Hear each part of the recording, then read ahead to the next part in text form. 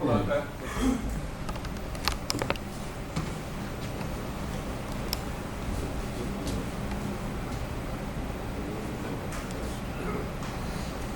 네, 안녕하십니까. 반갑습니다. 네, 반갑습니다. 이 주말에 여러분들 오셔가지고, 네, 반갑습니다. 저는 개인적으로 이 지역에서 중고등학교를 다녔기 때문에 오늘 여기 와달라는 말씀을 듣고, 고향에 오는 기분으로 왔습니다. 저는 이제 지금은 없어졌지만, 저 좀 밑에 내려가면 여산 오타리에 분이엘 고등학교에 있었습니다. 그 분이엘 고등학교 출신이고, 저 북쪽으로 조금 더 내려가면은 그 동네 지하철역 앞에 내성중학교 있습니다. 내성중학교 나왔습니다. 반갑습니다. 원천초등학교 나오고. 우리 지역 또 뭐 형님 또 누님 계신데 여기 와서 정말 반갑고요. 혹시 제 유튜브 보십니까? 예, 매일 봅니다. 감사합니다. 네. 실물보다 영 잘생겼습니다. 그렇습니까? 예, 감사합니다. 제 유튜브가 지금 제재를 받고 있는 거 아시죠? 예. 오늘 풀렸습니다. 그래서 이제 내일부터 국방TV 다시 합니다. 네. 제가 이제 유튜브를 시작을 했던 게 사실은 이제 방송 출연을 제가 한 2010년 정도부터 방송 출연을 아주 열심히 해왔었고, 제가 한때는 별명이 수도꼭지였어요. 수도꼭지. 틀면 아무 데서나, 뭐든 틀면 나온다고. 우리 수도꼭지 틀면은 물 쫙쫙쫙 나오지 않습니까?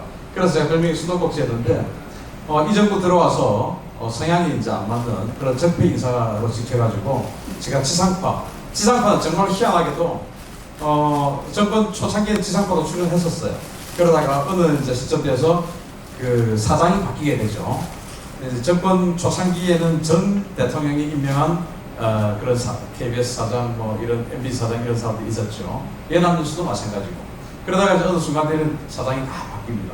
사장이 바뀌면서 제가 이제 다 출연 금지를 당했고, 지금 남은 데는 이제 채널A하고 TV조선 이렇게 두 군데만 남아있고, 아시다시피 제가 채널A 뉴스 탑10이라고 오후 5시 50분에 하는 그 프로를 매일 출연하고 있습니다.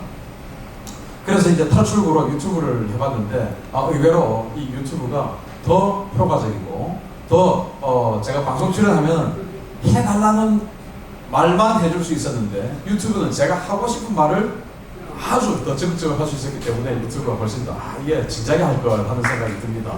열심히 봐주셔서 감사드리고요. 자, 요즘 정말 한반도 정세가 급변하고 있습니다. 그저께 김정은이가 트럼프 대통령에게 아주 공손한 편지를 보냈다고 하죠. 왜? 죽을 것 같거든요. 그래서 김정은이가 왜 이렇게 지금 죽을 것 같은지, 그리고 우리는 지금 이제 여기에 밑에 제가 서울 불바다라고 제안하는데, 물론 우리 부산 사람들하고는 저 불바다하고는 큰 관계는 없어요. 그러나 서울 사는 사람들, 수도권 사는 사람들은 전쟁 이렇게 이야기하면 깜짝 놀랍니다. 왜? 내가 죽을 것 같기 때문에. 그래서 그런 것들이 정말로 얼마나 위험한 건지 이런 것들을 제가 알려드리도록 하겠습니다.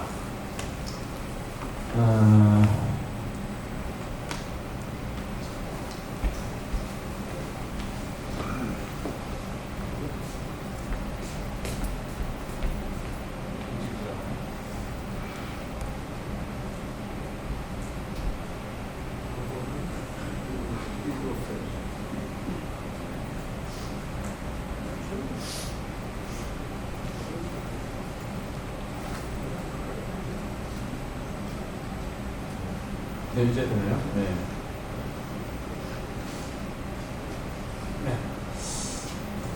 자, 그래서 지난 하노이 정상회담을, 하노이 미국 정상회담을 북한은 대단히 기대를 했습니다. 왜냐? 지금 살기가 너무 어렵거든요. 돈도 없고, 그리고 연료도 없고, 그리고 무엇보다도 식량이 없습니다. 그래서 하노이 미국 정상회담 때 몇 가지 던져줘도 되는 거 던져주고 나서 경제 제재를 해제하고 싶었습니다. 그런데 이제 우리가 잘 알다시피 트럼프 대통령이 분강, 강성 이 지역에 지금 고농축 우라늄 원시 분리기 12,000개가 돼 있잖아 라고 제 사진을 보여준 거죠. 지금 이제 김정은은 연변 핵단지에 고농축 우라늄 원시 분리기 4,000개가 있다고 우리는 2012년도에 징프리드 해커 박사가 방문해서 보고 온 것을 가지고 북한은 연변에 고농축 우라늄 원시 분리기 4,000개가 있구나 라고 알고 있었는데, 이번 하노이 정상회담 이후에 새로 밝혀진 것이 분강지구, 감선지구 이런 영변 외지역에 고농축 우라늄 원심 분리기 12,000개가 되어 있다는 겁니다. 그런 사진, 그리고 또 원자로가 없어도 삼중수소, 즉 수소폭탄을 만들 수 있는 삼중수소라는 것을 만들 수 있는 그 트리듐이라고 하는데 그것을 이제 채취하는 어떤 그런 시설, 이런 것들을 트럼프 대통령이 보여준 거죠. 야, 이런 것들을 가져가야지 무슨 뭐 말도 안 되는 껍데기 이거 주고 지금 경제제재 해달라 그러냐, 이런 겁니다.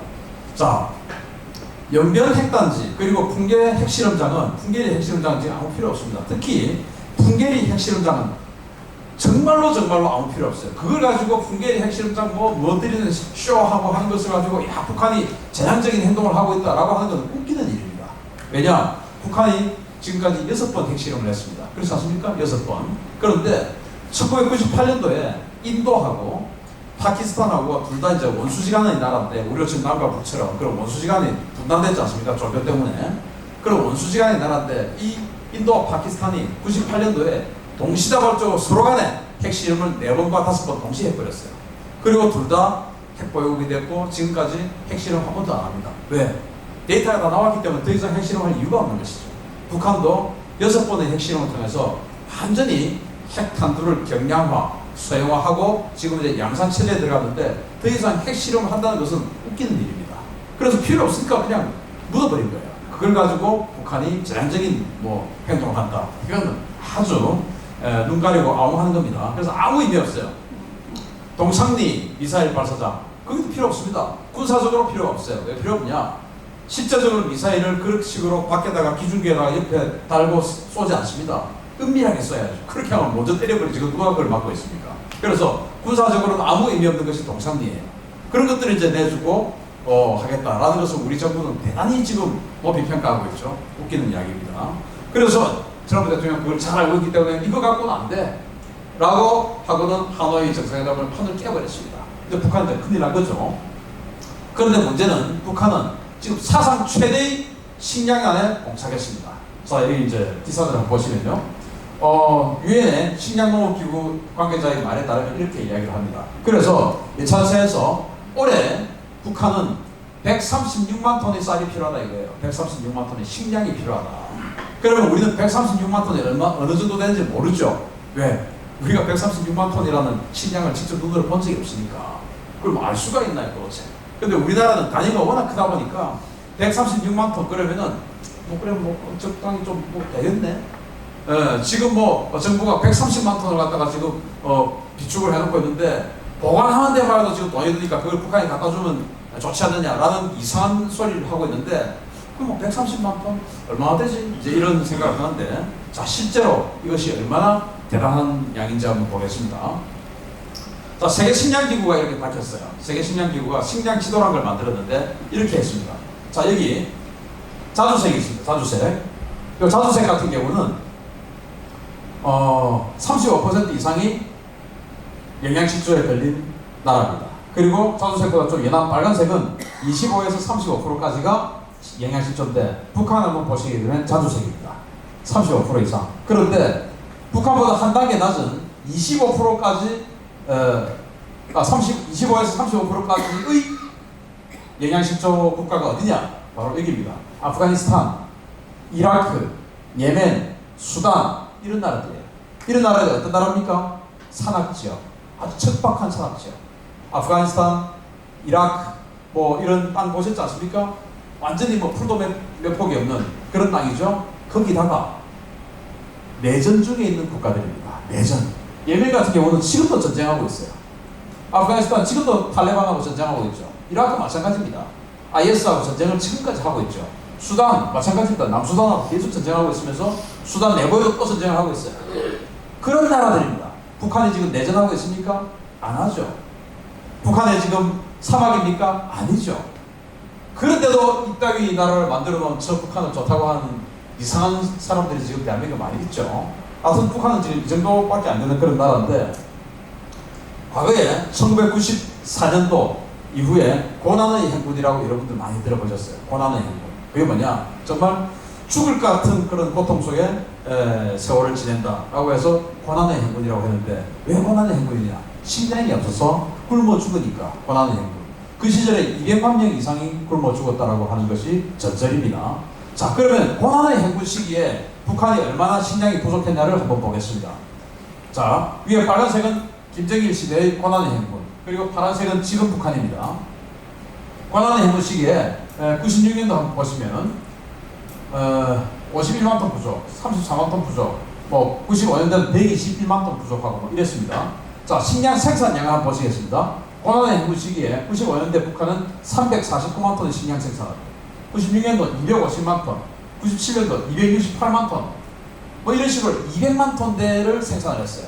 그런데 놀랍게도 북한은 지금은 이때보다 곱하기 2의 식량을 생산합니다. 542만 톤, 596만 톤, 548만 톤 이런 식으로 곱하기 2의 식량을 생산을 하는데 문제는 북한이 한 해를 나기 위해서는 1년에 한 600만 톤 정도의 식량이 필요한 겁니다.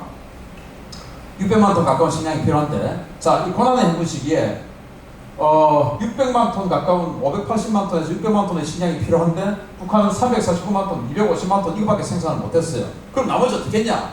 그때는 김영삼 정부 그리고 그 이후에 김대중 정부가 1년에 100만 톤에서 120만 톤의 식량을 줬습니다. 북한에게 무상으로 줬죠. 여러분 기억하시죠?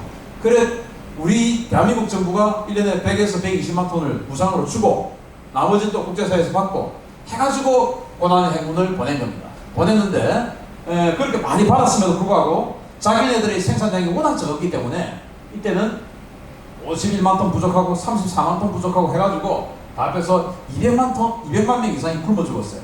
근데 지금은 그때보다 2배 이상의 식량을 생산하고 있습니다. 자, 그런데 부족분이 계속 이렇게 나오고 있어요. 문제는 2016년 이후부터 식량 지원이 금지되고 있는 겁니다. 식량 지원이 금지되고 있어요. 2016년, 17년 이때부터 식량 지원이 금지돼요. 왜 금지되냐? 식량 지원은요, 원래는 유엔 안보리 제재 결의안에 식량 지원은 안 들어있습니다. 지원해줘도 돼요. 해줘도 되는데 문제는 미국 눈치를 봐야 되기 때문에 미국의 눈치 때문에 그 어떤 누구도 제대로 그냥 마음대로 지원해 줄 수 없는 것이죠. 왜? 미국이 보고 있으니까. 이 자식들 지금 우리가 하고 있는 게 뭐냐? 그런데 네 마음대로 왜 저기 지원해 주는 거야? 라고 하니까 미국이 싫어하니까 지금 지원을 못 해주는 거예요. 그래서 지금은 이제 그때보다 훨씬 더 많은 식량을 생산함에도 불구하고 외부 지원이 2016년, 17년부터 뚝 떨어지기 때문에 이제부터는 모자라게 됩니다. 그래서 작년에 60만 톤 모자랐고 올해 그리고 내년까지 136만 톤이 모자란다는 겁니다. 자, 여기 보시면 159만 톤 모자란다고 되어 있는데 이 159만 톤은 뭐냐? 여기에서 북한이 정식으로 무역을 해서 20만 톤을 어디서 수급을 한대요. 그리고 한 3만 톤 정도를 어디서 지원받기로 했답니다. 그래서 그거 빼고 나니까 북한이 136만 ton이 지금 모자라는 거예요. 그럼 136만 ton이 도대체 얼마냐? 여러분들 이거 한번 보십시오. 1980년도에 우리 대한민국 국민이 1년에 쌀을 132kg 사용을 했습니다. 132kg. 지금 2018년도 현재 1년에 61kg 먹는답니다. 사람은 그때보다 벌써 키도 크고 다 커졌는데 쌀은 반도 안 먹는 거예요. 여러분들 예전에 70년대, 80년대 이럴 때 그릇 이만한 데다가 무덤처럼 싸가지고 드셨지 않습니까? 지금 그 누구도 그렇게 안 먹죠. 아예 그런 그릇조차도 없어요. 지금은 밥공기에 밥공기에도 이렇게 안 싸죠. 그것도 그냥 보송보송하게 그냥 딱 깎아서 밑에, 그죠? 다들 그렇게 먹지 않습니까? 다 줄었죠, 지금은. 그래서 어쨌든 예전에는 밥 외에는 영양을 섭취할 수 있는 수단이 딱히 없었기 때문에 밥을 많이 먹었던 거예요. 그래서 1년에 132kg, 지금은 61kg인데 61kg밖에 안 먹지만 그래도 오늘 저녁에 여러분들 밥 드셨죠? 점심도 드셨고, 그죠? 다 먹습니다. 어쨌든 배 부른 만큼 먹어요. 61kg 같으면 요즘 슈퍼 가면 있는 20kg짜리 쌀 한 푸대거든. 그거 세 푸대를 1년에 한 사람이 먹는 거예요. 자, 그런데 이 61kg 우리는 먹어요. 맡은 적도 어쨌든 62kg 먹는데 이거 곱하기 1000만 하면은 얼마냐? 61만 톤입니다. 이거 곱하기 2000만 하면은 122만 톤입니다. 북한에 136만 톤 부족하다는 거죠. 우리 대한민국 국민 2천만 명 이상이 1년에 먹는 쌀의 총량만큼 북한이 부족한 겁니다. 북한 인구가 2,500만 명이라고 그러죠. 북한 인구 2,500만 중에서 2천만 명이 우리 대한민국 인구가 먹는 쌀의 총량만큼 하나도 못 먹게 되는 거예요. 그게 지금 올해 추수할 때까지 북한의 현실입니다. 큰일 난 거죠, 지금. 어마어마하게 굶어 죽겠죠. 어마어마하게. 자, 그러다 보니까 이런 이야기가 나옵니다. 자, 올 초까지 북한은 5호 창고란 걸 열었답니다. 정부 비축 쌀입니다. 우리도 비상재난이나 이런 걸 대비해서 쌀을 정부에서 비축을 해놓고 있죠. 그리고 그것을 풀어서 이제 쌀이 부족하니까 줬답니다. 그런데 이제부터는 군량미, 즉 2호 창고를 풀어서 군량미를 줘야 됩니다. 2호 창고. 우리 군대도, 대한민국 국군도 한 2년 정도의 전면전을 대비해서 한 2년 정도는 군인들 밥을 줄 수 있도록 현역과 예비군들 해서 그 정도 쌀을 가지고 있어요. 그래서 여러분들 요즘은 뭐 쌀집이라는 게 없어졌는데 예전에 이제 쌀집 가시면 정부미라는 게 있고 일반미라는 게 있었습니다. 그죠? 정부미는 싸죠. 일반미는 좀 비싸고, 일반미는 찰지고 정부미는 부석부석하고. 근데 알고 보면 정부미하고 일반미하고 똑같은 놈이에요.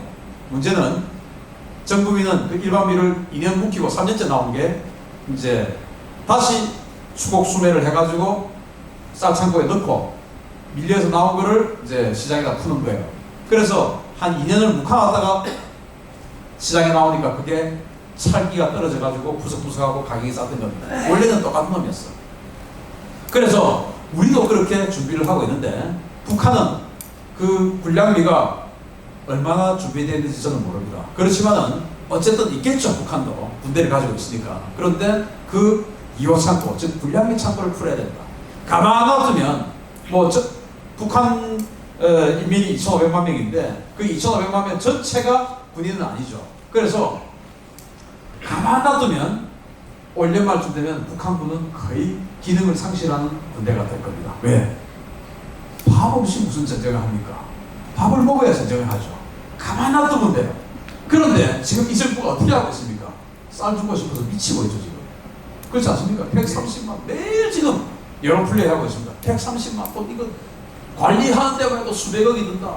수백억 지도니까 왜 그거 갖고 자기가 걱정하는 거야? 에? 그걸 주고 싶어서 그런 이상한 언론 플레이를 하고 있는 거예요. 쌀 주면 됩니까? 안 됩니까? 가만 놔두면 지금 북한군이 사라지게 되는데. 그렇지 않습니까? 그런데, 그러면은 북한 인민들 그 불쌍해서 어떡하냐? 라고 생각하죠. 불쌍하죠. 그런데, 희한하게도 북한은 이제 자본주의가 싹갔어요. 자본주의가. 시장이라는 게 생겼습니다. 장마당이라는 게 생겼지 않습니까? 거기에서 서민들은, 일반 인민들은 거기에서 상급자족에서 쌀을 이통해서 먹는 거예요. 문제는 노동당 간부들, 군 고위 간부들, 이런 놈들이 못 먹는 겁니다. 왜? 대금이 떨어질 거니까. 그 놈들은 시장에 가본 적이 없어요. 시장에서 자기 집에 있는 어떤 잉여 물자를 가지고 시장에서 팔아본 적도 없어요. 생각도 안 해봤지. 그럴 이유가 없었으니까. 그래서 인민들은 삽니다. 시장감이 있으니까.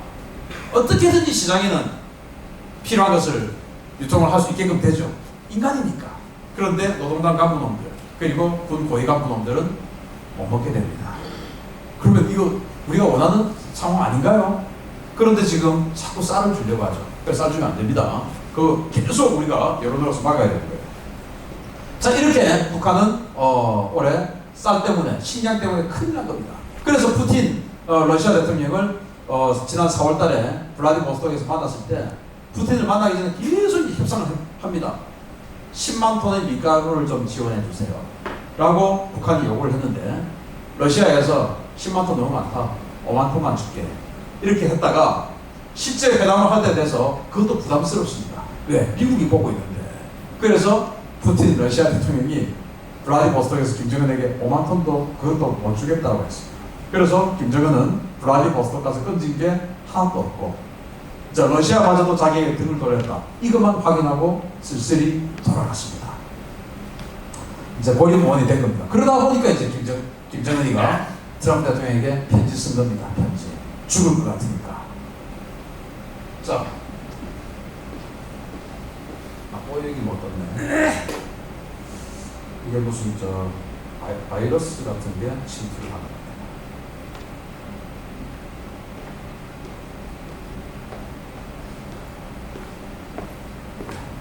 제가 하면서 알겠습니다. 괜찮아요. 계속 아까 그게 악성 코드 그게 뜨네요. 자, 권한의 행군 시기 이후에 우리 정부가 계속 북한에게 호흡기를 달아줬어요. 자, 이거 한번 보십시오. CIA 2006년도에 CIA가 이제 비밀 해제가 돼서 공개한 문서입니다. 여기에 CIA가 뭐라고 했냐? 김정희 이제 CIA가 남한주도의 통일이 될 거냐 말 거냐 이걸 시뮬레이션을 해봤어요. 그랬더니 김정일의 권력 장악 능력에 심각한 위협 요소는 없어 보이나 극심한 기근 등 내부적인 문제로 인해서 북한이 5년 이상 버틸 수 없을 것이라는데 페이지 5년 이상 못 버틴다 라고 CIA가 이제 시뮬레이션 해보니까 그렇게 판단이 나온 거예요. 그런데 남한정부, 당시 김영삼 정부죠. 남한정부는 한반도 긴장 완화를 위해 즉 큰 노력을 하지는 않을 것으로 보이며 즉 북한은 대단히 세게 도와줄 것 같지는 않다.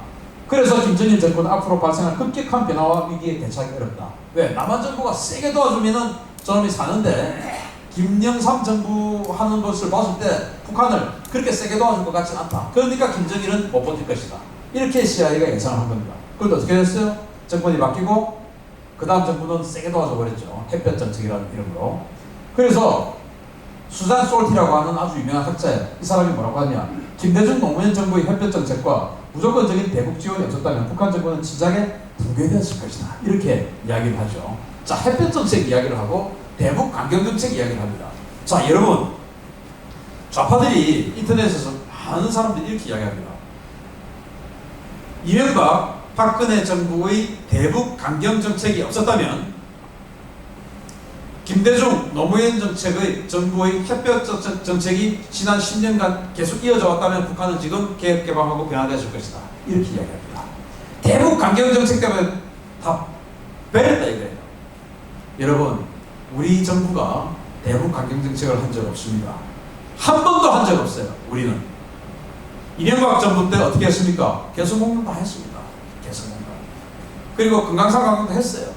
이제 말반에 박항자씨 사건 때문에 이제 끝났지만 어쨌든 했어요. 박근혜 정부 때도 개성공단 했습니다. 개성공단을 통해서 1년에 수천억 원의 현찰이 김정은의 호주머니로 들어갔습니다. 그 개성공단 근로자 5만 명의 인건비의 90%가 39호실로 들어갔어요. 그렇게 해서 먹고 사는 거예요. 단지 이명박 박근혜 정부 9년 반 동안 무슨 일이 있었냐? 그냥 북한하고 사이가 안 좋았던 겁니다. 대북 강경 정책이 아니고 그냥 사이 안 좋은 정책이었어요. 북한에 대한 압박 정책은 우리 대한민국 정부가 할 수 있는 일이 아니에요. 그거 누가 하냐? 오직 전 세계 미국만이 할 수 있습니다. 압박 정책을 통해서 상대를 죽일 수 있을 때 그것이 진정한 압박이지 그냥 나머지는 사이만 안 좋은 거예요. 우리는 사이만 안 좋게 9년 동안 지냈던 거예요. 압박 정책을 한 번도 한 적이 없습니다. 그건 오직 미국만 할 수 있었는데 미국은 그동안 한 번도 한 적이 없죠. 자, 지금 트럼프 대통령보다 더 강경한 보수파였던 부시 대통령, 2000년대 초반에 아들 부시죠. 그 부시 대통령은 왜 대북 압박 정책을 안 하실까요? 부시 대통령이 뭐라고 했습니까? 시리아, 이란, 북한을 악의 축이라고 했지 않습니까? 그런데도 압박 정책을 안 했습니다. 왜 안 했냐? 못했습니다. 능력이 안 돼서 못했어요. 압박 정책이라고 하는 것은요, 그냥 우리처럼 기분만 나쁘게 하는 게 압박이 아닙니다. 지금 미국이 하는 것처럼 모든 전 분야에서 다 손발을 다 잘라버리고 그 다음에 군사적으로 자 이거 해가지고 우리하고 협상 이 정도면 너 괴롭지. 그런데 이거 가지고도 너 협상 안 들으면은 그 다음에는 너를 죽여버릴 거야 하는 군사적인 압박이 동시에 딱 들어가야 되는데 부시 대통령 때는 갑자기 9.11 테러 사태가 생겨서 부시 대통령이 아프가니스탄 전쟁, 이라크 전쟁 두 가지 전쟁을 동시에 하다 보니까 북한의 군사력을 투입할 여유분이 없었던 겁니다. 우리 한국에 있던 미 주한미군 이사단도 빼가지고 그 이라크로 갔을 정도니까 여기 그때는 뭐 할 수가 없었죠. 자, 그러다 보니 북한은 그 부시 정부, 그리고 이명박 정부, 그리고 박근혜 정부까지 그냥 무풍지대로 자기네들 하고 싶은 것을 다 하고 왔던 겁니다. 오바마 정부 이렇게. 자, 그래서 그러면은 이제 전쟁이 끝났어요. 아프간 전쟁, 이라크 전쟁 끝났죠. 오바마 때. 그런데도 또 압박을 못했습니다. 왜 못했냐? 일단 오바마는 그 정도로 압박을 할 만큼 강한 어떤 그 대북 압박론자가 아니었습니다. 두 번째는 오바마도 우선순위가 그때는 미국의 셰일 혁명이 시작되기 전이었기 때문에 이 중동의 에너지를 확보하기 위해서 이란하고의 핵 협상을 마무리하는 게 우선순위였어요. 그래서 2015년 7월달에 이란하고 핵 협상을 마쳤는데 그 전까지 이란을 압박하기 위해서 그 페르시아만 입구에다가 항공모함을 2척을 딱 갖다 놨습니다. 항공모함 2척. 그러다 보니 북한에게 군사적으로 압박할 수 있는 군사적 여유가 전혀 없었죠. 2015년 7월까지. 2015년 7월에 딱 이란 핵협상이 끝나고 그때부터 오바마 대통령이 여유가 생긴 겁니다. 그 다음부터 1년 동안 진짜로 미국과 대한민국, 즉 박근혜 정부는 북한을 때리기 위해서 준비를 했었어요. 2016년에 저는 진짜로 전쟁이 나는 줄 알았습니다. 아마도 박근혜 정부가 그렇게 일찍 스케줄까지 못 가고 정해진 스케줄까지 못 가고 그렇게 일찍 무너지지 않았다면 정해진 임기를 다 했다면 북한 때렸을지도 저는 모른다고 생각합니다. 그래서 참 희한한 어떤 그 운명이죠. 지금 이제 미국이 압박을 하고 있기 때문에 트럼프 대통령 이후로 진정한 압박은 이제 시작됐고 압박한 지 2년밖에 안 된다는 거예요. 2년. 그래서 앞으로 한 2년, 3년만 더 강력하게 압박하면 김정은은 정권은 무너질 수밖에 없다. 라는 거거든요. 그래서 우리 이 문재인 정부가 그 압박을 해집고 어떻게든지 지금 북한에게 생명선을 넣어주려고 그 링거 주사를 꽂아주려고 굉장히 노력하고 있죠.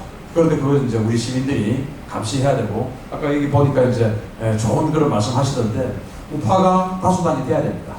대북 쌀 지원, 대북 그 자금 지원, 개성공단 이런 거 못하게 하려면은 우파가 다수당이 돼야 돼요. 특히 저는 박근혜 정부가 뭐 한 일 중에서 잘잘못 다 했죠. 그러나 저는 사람을 딱 하나 이야기하자면 개성공단 철수시킵니다. 그걸로 인해서 북한은 진짜 공포를 느끼게 됩니다. 왜? 개성공단이라고 하는 1000명의 대한민국인 인지를 놓쳐버린 거 아닙니까? 이제는 북한에 우리 한국 사람이 없어요. 지금 뭐 몇 명 지금 가 있는데 그 놈들은 사실은 뭐 몇 명 안 되고 또 이제 이 정부가 파견한 사람들이니까 뭐 자기네들 편이나 마찬가지라 생각할 그런 상황일 수도 있죠. 어쨌든 인질이 없어져 버렸어요. 그 개성공단을 철수시킨 이후로 북한은 진짜 이제 죽음의 위협을 느끼는 것이고 그것 때문에 미국이 언제든지 북한에 대한 군사 옵션을 이야기할 수 있게 된 겁니다. 개성공단 절대로 재개되면 안 되죠. 개성공단 지금도 말이죠. 이 개성공단 그 입주자 대표들 그 사업한 사람들 미국 가가지고 지난주에 미국 갔었습니다. 가가지고 뭐 미국 그 상원 하원 의원들 만나려고 해봤는데 다 거절당하고 국회의원 3명 만나고 돌아왔다는데 당연한 일이죠. 왜? 이것들이 희한하게 롤플레이를 해가지고 여기 그분들하고 여기 있는 분이 계시면 참 죄송합니다만은 무슨 통일의 일꾼인 것처럼 지금 포장을 하고 있어요. 미친 소리죠. 무슨 통일의 일꾼입니까 그것들이. 완전히 땅 짓고 헤엄치기 장사하고 돈 시큰 벌었던 완전히 꿀 빨다가 온 사람들이지. 그게 무슨 통일의 여건입니까? 절대로 그 사람들 다시 개성공단에 가서 자기애들 돈을 마음대로 벌고 싶은 그 돈을 벌게 해주는 용도로 우리 통일이 또 북한 정권이 무너지는 그것을 연장해주는 그 비밀을 주면 안 된다는 겁니다. 자, 중국에 가면은 요즘 뭐 인건비가 100만 원 가까이 돼요. 중국은 한 70만 원, 80만 원. 그런데 개성공단 인건비 10만 원도 안 됩니다. 말 통하죠. 그리고 가깝죠. 1시간이면 서울까지 배달 오죠. 그러니까 세상이 그렇게 좋은 데가 어디 있어? 누가 노조를 해서 파업을 하기를 하나? 최고죠, 최고. 그런 데서 완전히 빵 짓고 헤엄치기 사업하다가 온 사람들을 통일의 여건이냐? 지금 이것들이 하고 있는데 절대로 우리 시민들이 그거 막아야 됩니다. 자, 이런 상황에서 미국 국방부 장관이 군사 옵션을 언급하고 있어요. 패트릭 셰너는 국방부 장관 권한 대행인데 이 사람이 뭐라고 이야기하냐 이렇게 이야기합니다. 북한 비핵화를 위한 최선의 해법은 외교다. 그렇지만 미군은 외교 실패에 대비해서 계속 준비 훈련을 하고 있다. 준비 훈련을 하고 있다. 제 유튜브에 보면 계속 미군이 준비 훈련을 하고 있는 걸 계속 올려드리고 있죠. 어제도 보면 시가전 훈련하는 거 제가 올려드렸지 않습니까? 그런 식으로 계속 하고 있습니다. 자, 북한 비핵화는 여전히 우리의 주된 목표며 군사적으로 말할 수 있는 것은 우리의 입장이나 작전, 우리의 힘은 바뀌지 않았다. 우리 미군은 입장, 작전 그대로다. 다만 외교적으로 해야 되는데 그 외교적으로 안 되면 우리가 나설 거다. 그 준비를 우리는 항상 하고 있다. 라고 패트릭 셰너한 국방부 장관이 이야기를 했고 이게 이 사람뿐이냐? 아니죠. 2년 전에도 바로 2017년 이때 진짜 전쟁 날 뻔했을 때 이때도 매티스 전 국방부 장관이 뭐라고 했냐 이렇게 이야기했습니다. 북한의 핵무기에 대응하기 위해서 한국 정부와 전술핵 재배치 논의란 사실이 있다. 그리고 북핵 문제 해결을 위해서 근데 하도 서울 불바다를 겁내니까 사람들이 우리 한반도에서 전쟁은 절대로 안 된다. 어떤 일이 있어도 전쟁은 막아야 된다. 가장 나쁜 평화도 가장 좋은 전쟁보다 낫다. 이런 소리를 지금 문재인 대통령이 이야기를 했죠. 나쁜 평화가 좋은 전쟁보다 낫다 이거예요. 북한의 핵을 노래에 이고 우리가 북한에게 진짜 모든 것을 간까지 다 뺏겨주고 막 노예처럼 살아도 전쟁 안 하는 것이 더 낫다 이거예요. 우리 대통령이 국군 통수권자가 그렇게 이야기했습니다. 제가 한 이야기 아닙니다. 문재인 대통령이 이야기합니다. 그래서 서울 매티스 국방부 장관이 뭐라고 했냐? 서울을 위험에 빠뜨리지 않는 군사적 어설도 있다. 걱정하지 마라. 우리 마음먹으면 서울 필요 상관없이 그냥 조져버릴 수 있다. 라는 이야기를 한 겁니다. 그래서 2017년 가을에 진짜 전쟁이 날 뻔했어요. 진짜. 저는 근데 제가 이제 그때는 한참 이제 종편 다 출연한다니까 연합뉴스 뭐 이런 데 막 출연해서 진짜 전쟁 날 것 같다라고 계속 이야기를 했죠. 그거 하다가 제가 이제 연합뉴스 잘렸는데 그때 사람들은 저보고 그랬어요. 저 신인균이 저 새끼는 전쟁 광이다. 지금도 제 유튜브 보시면 그 댓글을 쭉 보면 저보고 전쟁 광이라고 이야기하는 사람 많죠. 제 눈에는 보이는데. 근데 전쟁이 안 났다 이거예요. 안 났으니까 신인균이 거짓말장이다 이거야. 근데 제가 항상 주장하는 이야기지만 전쟁이라는 것은 언제든지 준비 다 해놓고 주먹이 이까지 날아가도 여기서 스톱하는 게 전쟁입니다. 날아가다가 스톱이 안 되면 계속 날아가는 건데 전쟁하기 30분 전, 5분 전에도 스톱을 할 수 있는 게 전쟁이에요. 그렇지만 준비는 다 해놓는 거예요. 근데 그 준비를 아무 데나 하는 건 아니죠. 진짜 전쟁할 만할 때 준비하는 건데 2017년에 정말 준비 다 했습니다. 얼마나 심각했냐 하면은 2018년 2월달 평창 올림픽 했지 않습니까? 그 평창 올림픽이 없었다면 정말 전쟁 났어요. 제가 봤을 때. 전쟁 났고 북한 정부는 이미 무너졌고 지금 우리는 북한에 가서 우리 한국 사람들 사업한 사람들 천지해질 겁니다. 지금. 평창 동계올림픽이 한반도의 전쟁을 막았다 이거예요. 그러면서 북한 정권 붕괴를 막은 겁니다. 기가 막힌 그런 운명이었어요. 자, 이 2017년 가을에 미국은 평창 동계올림픽에 선수단을 파견하겠다라는 말을 안 했습니다. 모른다. 아직 결정된 바 없다. 이렇게 이야기를 했어요. 왜? 올림픽, 자기네들이 올림픽에 여기다가 선수단을 파견하면 전쟁을 못하니까. 그래서 한국 외교부가 김연아를 데리고 유엔 총회에 갔습니다. 유엔 총회에서 김연아가 연설을 했어요. 2017년 10월 달에. 뭐라고 연설했냐? 평화를 상징하는 올림픽 기간 중에는 전 세계인이 전쟁을 하지 않는다는 계리안을 채택해 주십시오. 라고 김연아가 연설했어요. 명분 맞지 않습니까? 그래서 2017년 10월 달에 유엔 총회에서 올림픽 기간 중에는 전쟁을 하지 않는다라고 계리안을 채택했습니다.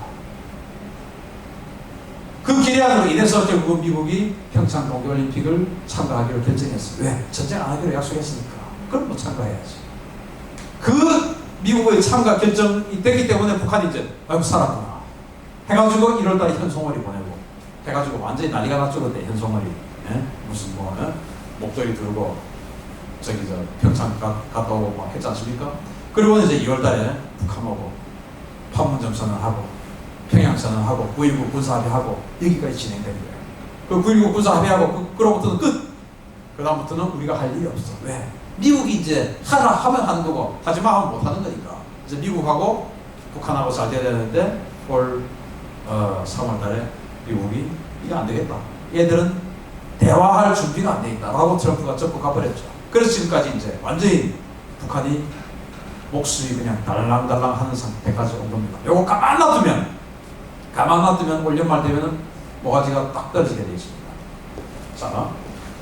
자, 그래서 우리는 이런 전쟁, 진짜 하겠냐? 그런데 이거 제가 며칠 전에 제 유튜브에 올려드렸던 내용인데, 지금도 오늘 이 순간에도 우리 한반도 주변에 미국의 군사 무기를 탑재를 하고 있는 전략 수송선들이 6척이 한반도 주변에 아직도 대기하고 있습니다.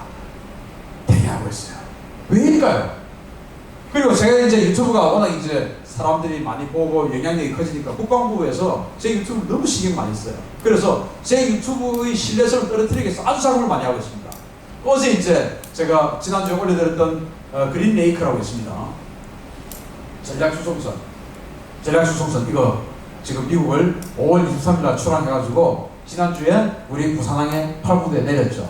무기를 잔뜩 내렸습니다. 그거 제가 이제 촬영해가지고 올렸습니다. 올렸더니 국방부에서 이 신인균의 이 시배도를 떨어뜨리자 해가지고 이 문재인 정부 들어와서 미군 관련한 것을 미군 동향을 단 한 번도 공개한 적이 없었는데 제가 이걸 유튜브에서 딱 해버리니까 기자들 전부 다 올려가지고 미군 저 내리는 걸 다 공개해버렸어요. 뉴스에 다 났죠. 그래가지고 뭐라고 하냐, 여기에 추가로 증언된 게 아니고 지금 있는 물자를 교체하기 위해서 온 거다 라고 이야기를 한 거예요. 그런데 교체하고 지금 있는 장비 가지고 나가지는 않았습니다. 그냥 추가로 더 들어왔는데 교체할 예정이다. 지금 어쨌든 따블로 있는 거예요. 지금 그렇게 이야기하면서 제 신뢰도를 떨어뜨리기 위해서 노력하고 있는데, 어쨌든 지금 이런 식으로 우리 한반도 주변에 미국의 5개 기갑에다는 충무장시킬 수 있는 그런 무기 체계들이 딱 대기하고 일부는 지금 우리 한국에 들어와 있습니다. 탄약도 들어와 있습니다. 해병대 탄약, 공군 탄약, 육군 탄약이 들어와 있어요. 마치 이게 2017년도이라고 똑같습니다. 2017년도 이랬어요. 전쟁하려면 탄약이 있어야 되니까 탄약도 다 들어와 있고 이런 준비를 지금 하고 있는데, 그래서 이제 이건 그린레이크 이게 지금 미국에서 우리 한국으로 왔습니다. 지난주 그러니까 11일 날 우리 부산항 8부대에 한 개 기갑에다 보낸 모든 탱크 물자 이런 식으로 싣고 와서 이런 것들을 싣고 와서 이렇게 제가 직접 이거 우리 와이프가 찍은 건데 직접 찍은 겁니다. 저렇게 내렸습니다. 내렸어요. 그래서 이건 이제 장난이 아니구나. 2017년처럼 다시 진짜 전쟁을 할 수 있겠구나 라는 겁니다. 자, 이것만 오냐? 아니에요. 공중급유기가 엄청나게 오고 있습니다. 공중급유기는 뭐냐면은 하늘에서 전투기나 폭격기가 뜨면 하늘에서 주유소처럼 기름을 넣어주는 거예요. 그게 공중급유기라는 건데, 이게 지금 일본에 몇 대가 들어가 있냐면 추가로 지금 11대가 더 들어와 있고, 그것도 예비군까지 동원해가지고 예비군까지 동원해서 지금 일본에 11대가 더 들어와 있습니다. 그러면서 나보니까 일본에 몇 대가 있느냐, 공중급유기가 51대가 지금 들어와 있습니다. 일본에 51대. 이 51대면 동시에 500대의 전투기를 하늘에서 급유해 줄 수 있는 그런 양입니다. 엄청난 양의 공중급유기가 일본에 들어와 있습니다. 왜 들어왔을까요? 일본에 무슨 큰 훈련도 없는데. 이거는 국방부가 제 유튜브를 엿먹이려고 그냥 이거는 그냥 교차하러 온 거다, 이런 것만으로는 답이 되지 않는 거예요. 왜 일본에 지금 50만대의 공중급유기가 들어와 있습니까? 그래서 미국은 준비하고 있다. 근데 목표는 진짜로 군사적으로 북한 정권을 무너뜨리기 위해서 하는 것일 수도 있지만, 그것은 외교적 협상의 힘을 더 얻기 위해서 지금 저는 한다고 봅니다. 그러나 외교적 협상이 안 되면 아까 셰너헌 국방부 장관 대행이 밝혔듯이 외교적 협상이 안 되면 우리가 한다. 준비는 우리는 다 하고 있다. 그래서 준비를 지금 다 하고 있다라는 것입니다. 문제는 이렇게 되었을 때 또 있습니다. 전자전기. 이거 이제 전자전기는 뭐냐면은 폭격하러 들어가면은 북한도 레이더 기지가 60몇 개가 있어요. 지대공 미사일. 그러니까 레이더 기지가 60몇 개가 있는데, 그게 이제 우리 폭격기, 우리 전투기들 다 볼 거 아니겠습니까? 보고 거기서 미사일 날려버리죠. 미사일의 어떤 기동성과 속도가 전투기보다 훨씬 더 기동성과 속도가 훨씬 더 좋기 때문에 전투기는 미사일에 걸리면은 격추될 가능성이 되게 높습니다. 걸리면 안 되죠. 그래서 전투기나 폭격기가 북한 영공으로 들어가려고 하면 제일 먼저 북한 지역에 있는 레이더 기지를 다 없애요. 눈을 다 없애버려야 돼요. 그 없애야 되는데 그걸 없애기 위해서는 제일 먼저 들어가는 게 이 전자전기입니다.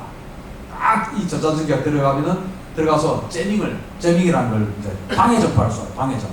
방해 전파를 쏘면 레이더가 지직지직해서 여러분들 갑자기 TV 안 보이지 않습니까? 지직지직하면서 안 보여.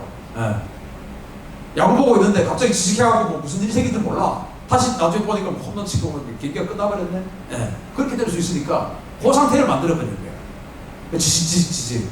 그 할 수 있는 전자전기가 지금 기존의 일본에 있는 것보다 더블이 더 들어왔어요. 그러니까 이게 보통 일인가? 이거 아니죠. 굉장히 명확하고 구체적인 신호다. 군사적 작전의 구체적인 신호다라는 거예요. 오늘 이제 제가 어제 올려드렸던 내용인데 하와이에서 미 해병대가 훈련하고 있습니다. 이거 한번 보십시오. 시장 이거 한글입니까 영어입니까 이거? 한글이잖아 한글. 여기 하와이입니다 지금. 미 해병대가 진격하고 있는 그런 모습인데 이거 뭐 하느냐? 적지에 보급기지를 만들어서 그 보급기지에다가 무기와 연료, 기름 이런 것들을 갖다 주는 훈련을 하고 있는 겁니다.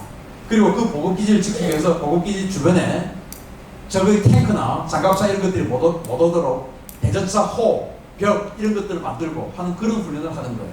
그래서 지금 보급기지로 여기 있는 뒤에 지금 로켓탄들이 잔뜩 실려 있는데 그 보급기지로 로켓탄들을 싣고 가고 있는 모습이에요. 근데 그 로켓탄 싣고 가고 있는 거리가 한국입니다. 한국. 여기는 하와이인데 한국을 모사한 거리가요. 그럼 어디입니까? 북한이죠. 북한에다가 적진에 보급기지를 만들겠다. 이런 훈련을 지금 하고 있어요. 그래서 미군은 준비하고 있다. 문제는 우리 국민들이 너무 겁이 많다는 겁니다.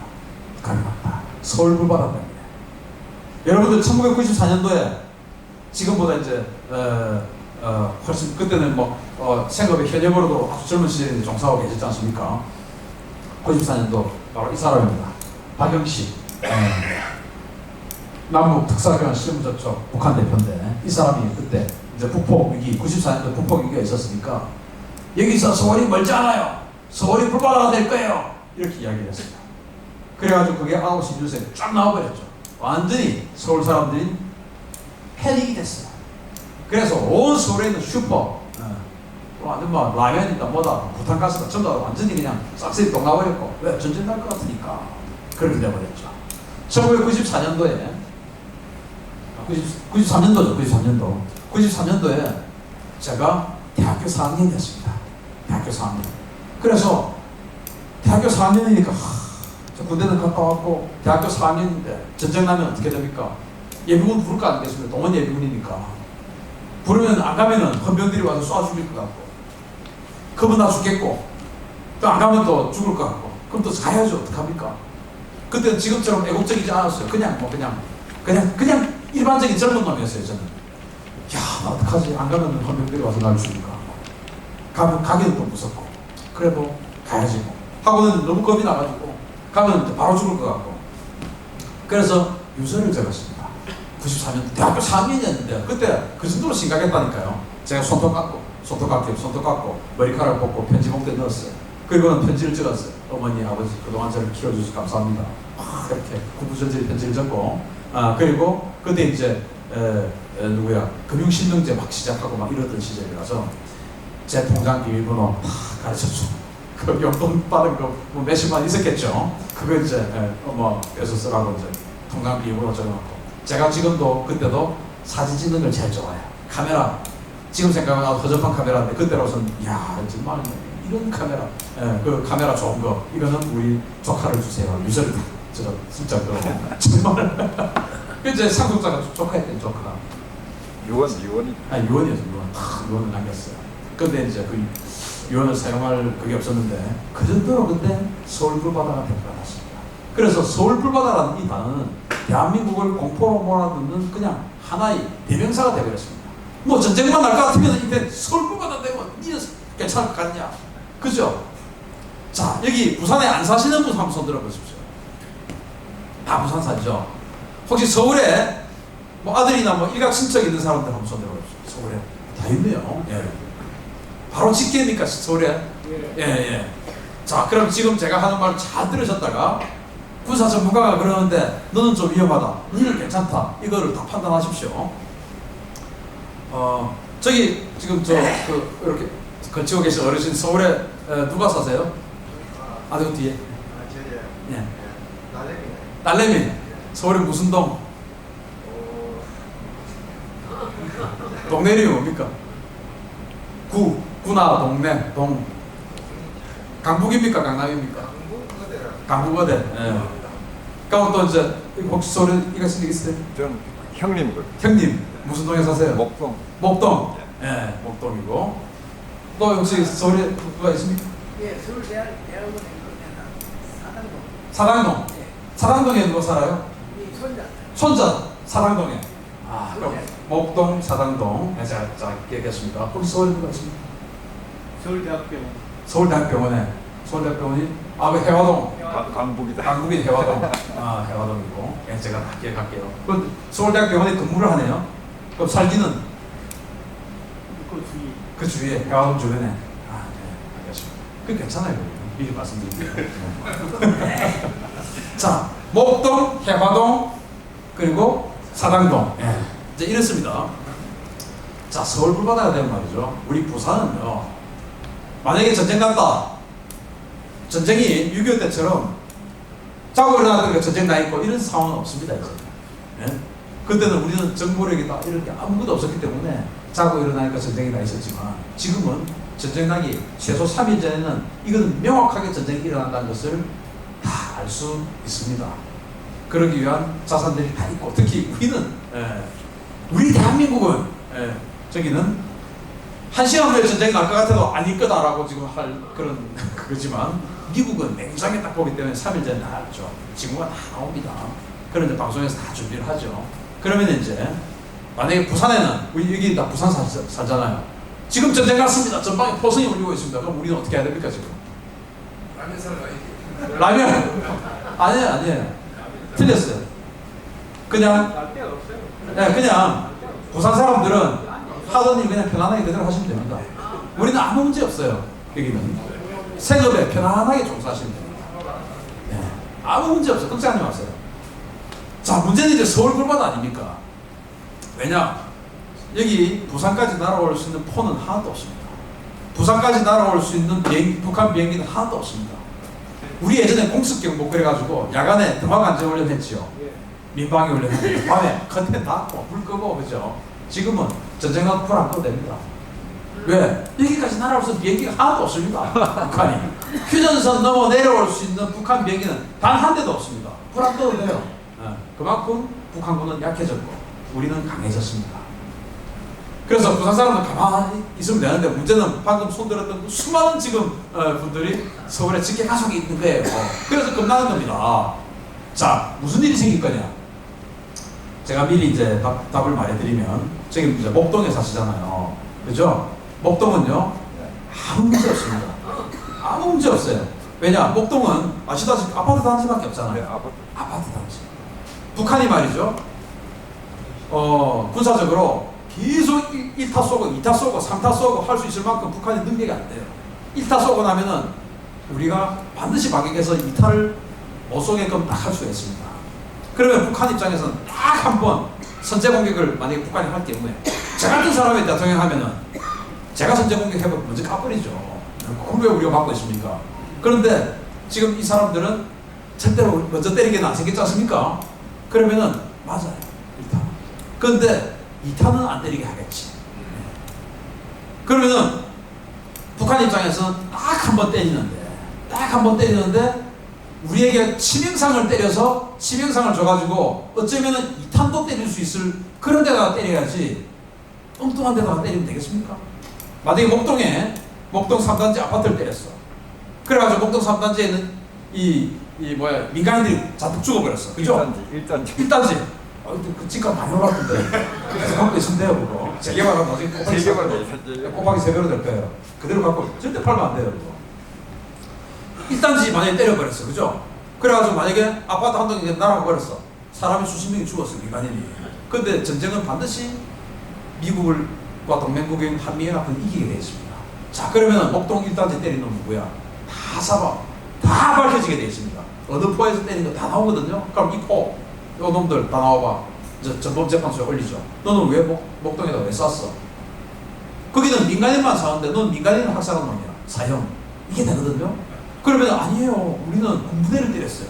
야, 목동 주변 1km, 2km 내 군부대라는 하나도 없는데 그게 무슨 군부대야? 너는 거짓말. 곱하기 2, 자식아. 이게 바로 그냥 전기구이야. 그런데 문제는 사당동이에요. 사당동 뒤에는 뭐가 있냐? 수도방위 사회는 동네가 있습니다.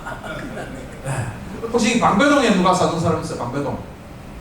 방배동. 사당동 옆이 또 방배동이에요. 방배동에 우면산이라는 예술의 전당이라고 있는데 그 예술의 전당 뒤에 우면산이라는 산이 있습니다.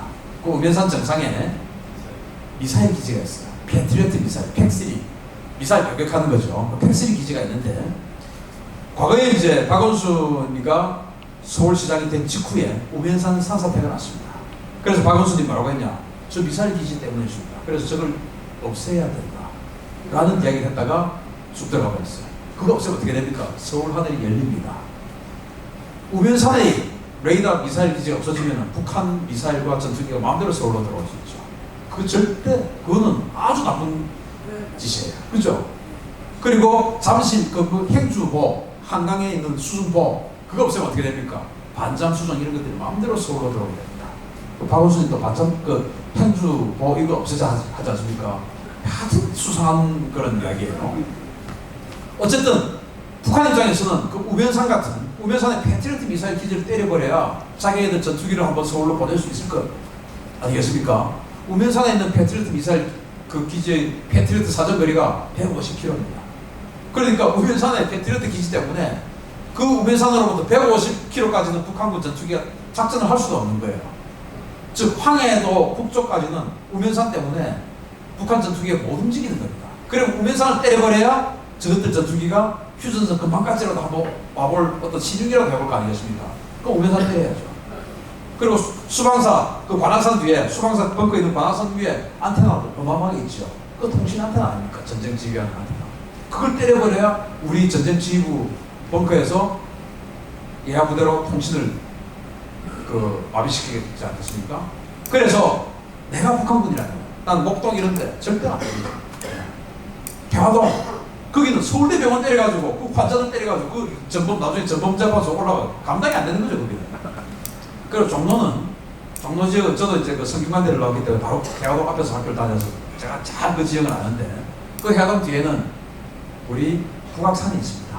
그래서 북악산은 이 각도 때문에 포탄이 안 떨어져요. 전혀 걱정하지 마시고. 문제는 여기.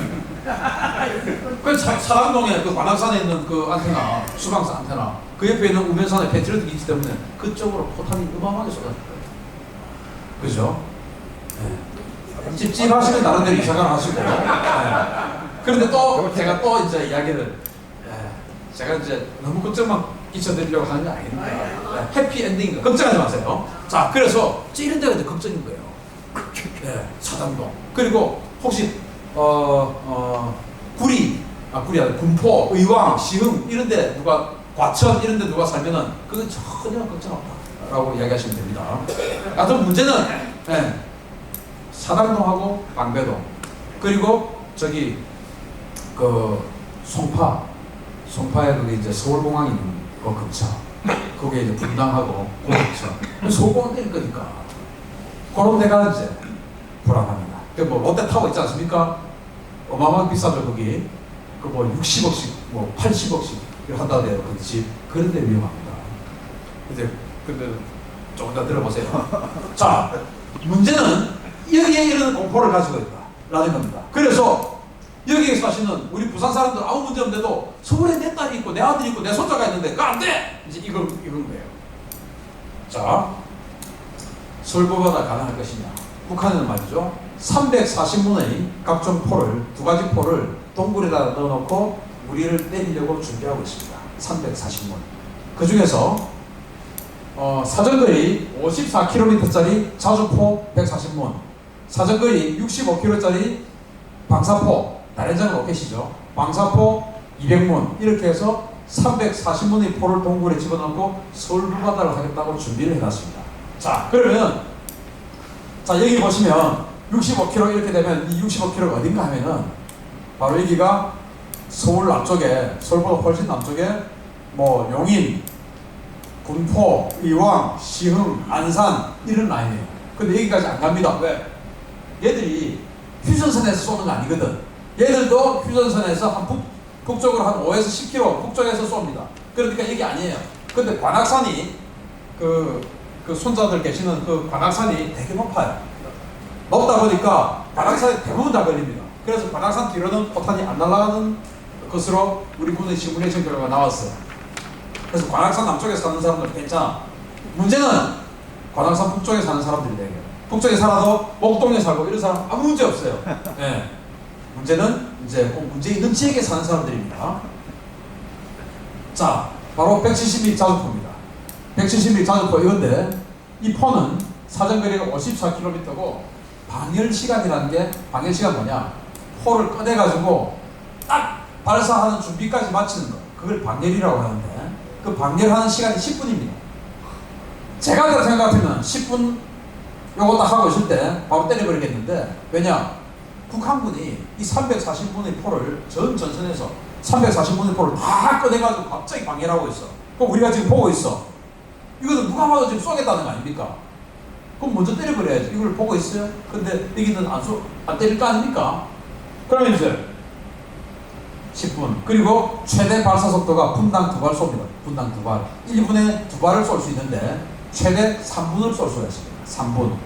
그 이상을 쏘면은 어떻게 되냐? 포신이 휘어져 버립니다. 예전에 이제 6.25 영화 보면 포신이 이렇게 막 벌어져 있는 막 그런 보시죠. 수수깡처럼 막 늘어져 있고. 그게 바로 최대 사격 능력을 또 오바해서 쏘아서 이제 포신이 그렇게 돼버리거든요. 그래서 얘들은 분당 2발 곱하기 3분 해서 6발 쏠 수 있습니다. 6발. 6발 쏘고는 동굴 안으로 다시 들어가야 돼. 그 철수하는 시간이 8분. 제가 봤을 때 철수하기 전에 맞아 죽을 것 같은데 어쨌든 6발 쏠 수 있고 또 그 다음에 220mm, 240mm 방사포입니다. 240mm 방사포. 이게 이제 무서운 거예요. 이거는 여기 보시다시피 열병식 할 때 보면은 12발입니다. 또 어떤 거 보면 22발이에요. 12발, 22발인데 대부분 12발짜리인데 저는 이번 계산에 22발로 잡겠습니다. 왜냐? 안보라고 하는 것은 최악의 상황을 대비해야 되니까 22발로 계산하고 시작할게요. 자, 이거는 최대 사정거리 65km. 그리고 방열 시간 7분. 그리고 철수 시간 11분. 이건 2탄은 못 쏴요. 왜? 재장전하는데 1시간 넘게 걸리거든. 그래서 한 번만 딱 쏠 수 있습니다. 이거를 이제 다 맞게 되는 거예요. 이거 다 맞으면 이제 수천 발 우리가 맞는 거지. 네, 수천 발. 한 4,000발 정도. 4,000발, 5,000발 맞게 되는 거예요. 근데 문제는 북한군이 그렇게 컨디션이 좋냐? 아닙니다. 자, 저는 이것을 과학적으로 분석을 하겠습니다. 연평도 포격도발을 한번 우리가 상상해보면 연평도 포격도발이 2010년 11월 달에 그 연평도를 때리지 않습니까? 북한이. 그때 이제 김정은이가 최고 지도자로 낙점을 받고 그 상태에서 김영철이가 정찰총국장이 되어서 김영철이가 김정은에게 잘 보이려고 했던 도발이다라고 알려져 있어요. 자, 그럼 김영철은 정찰총국장입니다.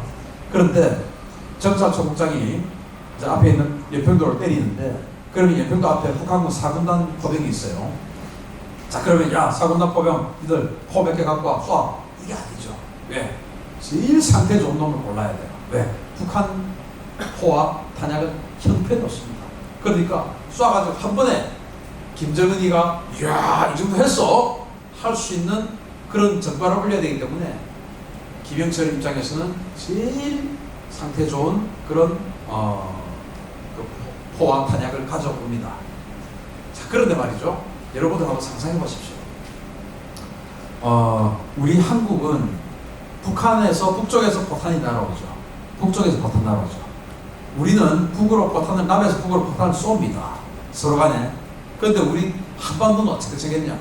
백두산에서부터 내려오는 이 백두대간 그리고 태백산맥이죠. 태백산맥에 의해서 남북으로 뻗는 이 태백산맥, 이게 척추입니다.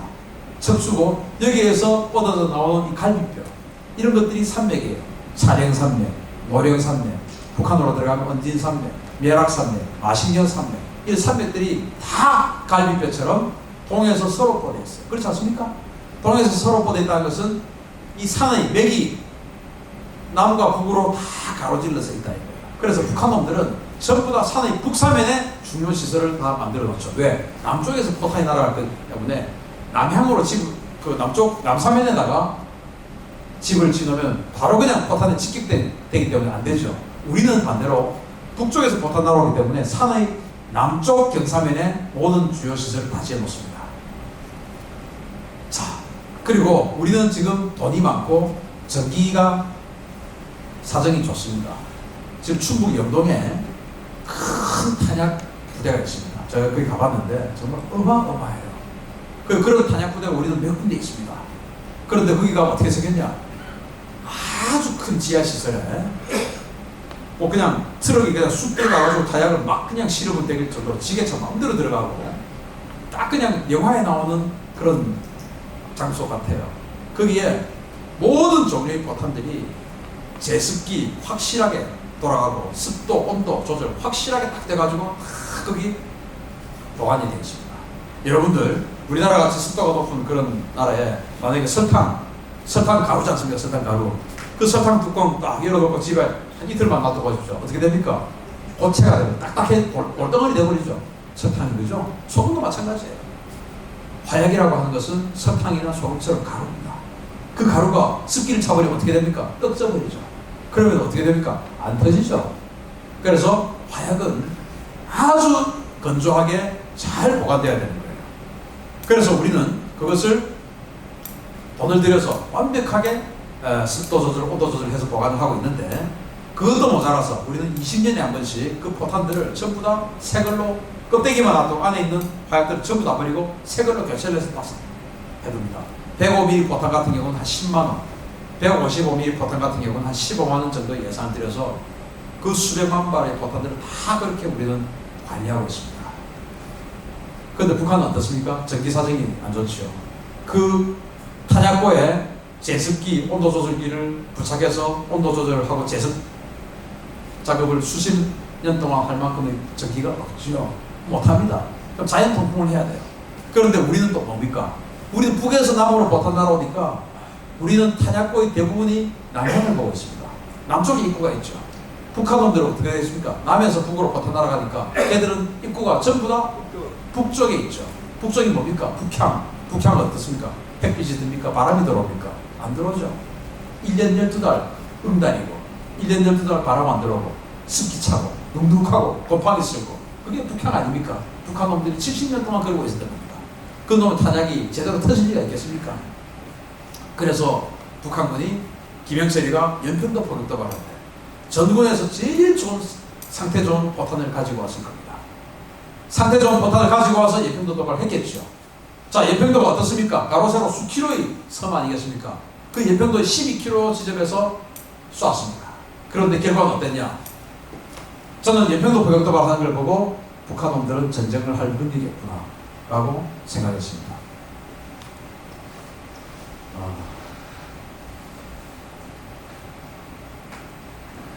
자, 보시면요.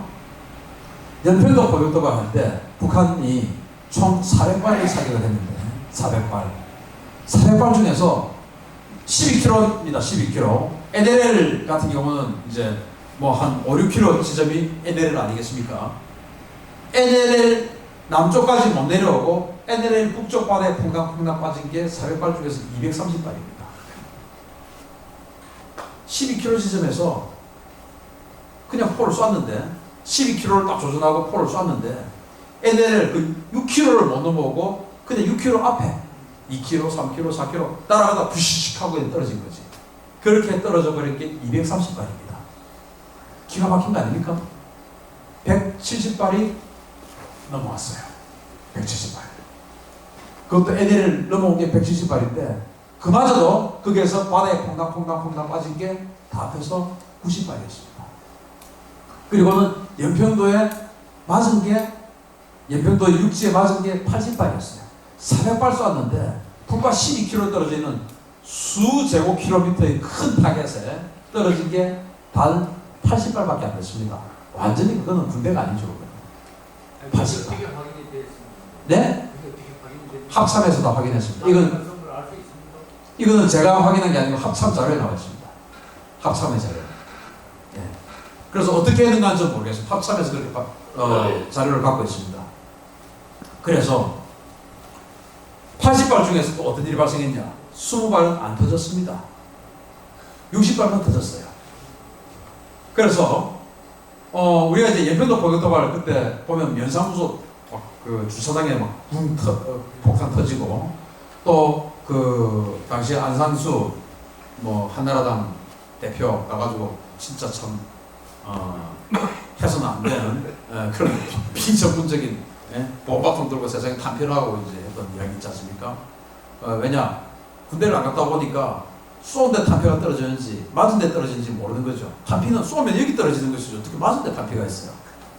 그래서 이제 그걸 갖고 세상에 bom바통 들고 물병 들고 탄피라고 하는 그런 굴욕을 당해버렸는데 그게 이제 불나가 완전 시커멓게 잿더미가 된 집 아닙니까? 그게 왜 잿더미가 됐냐?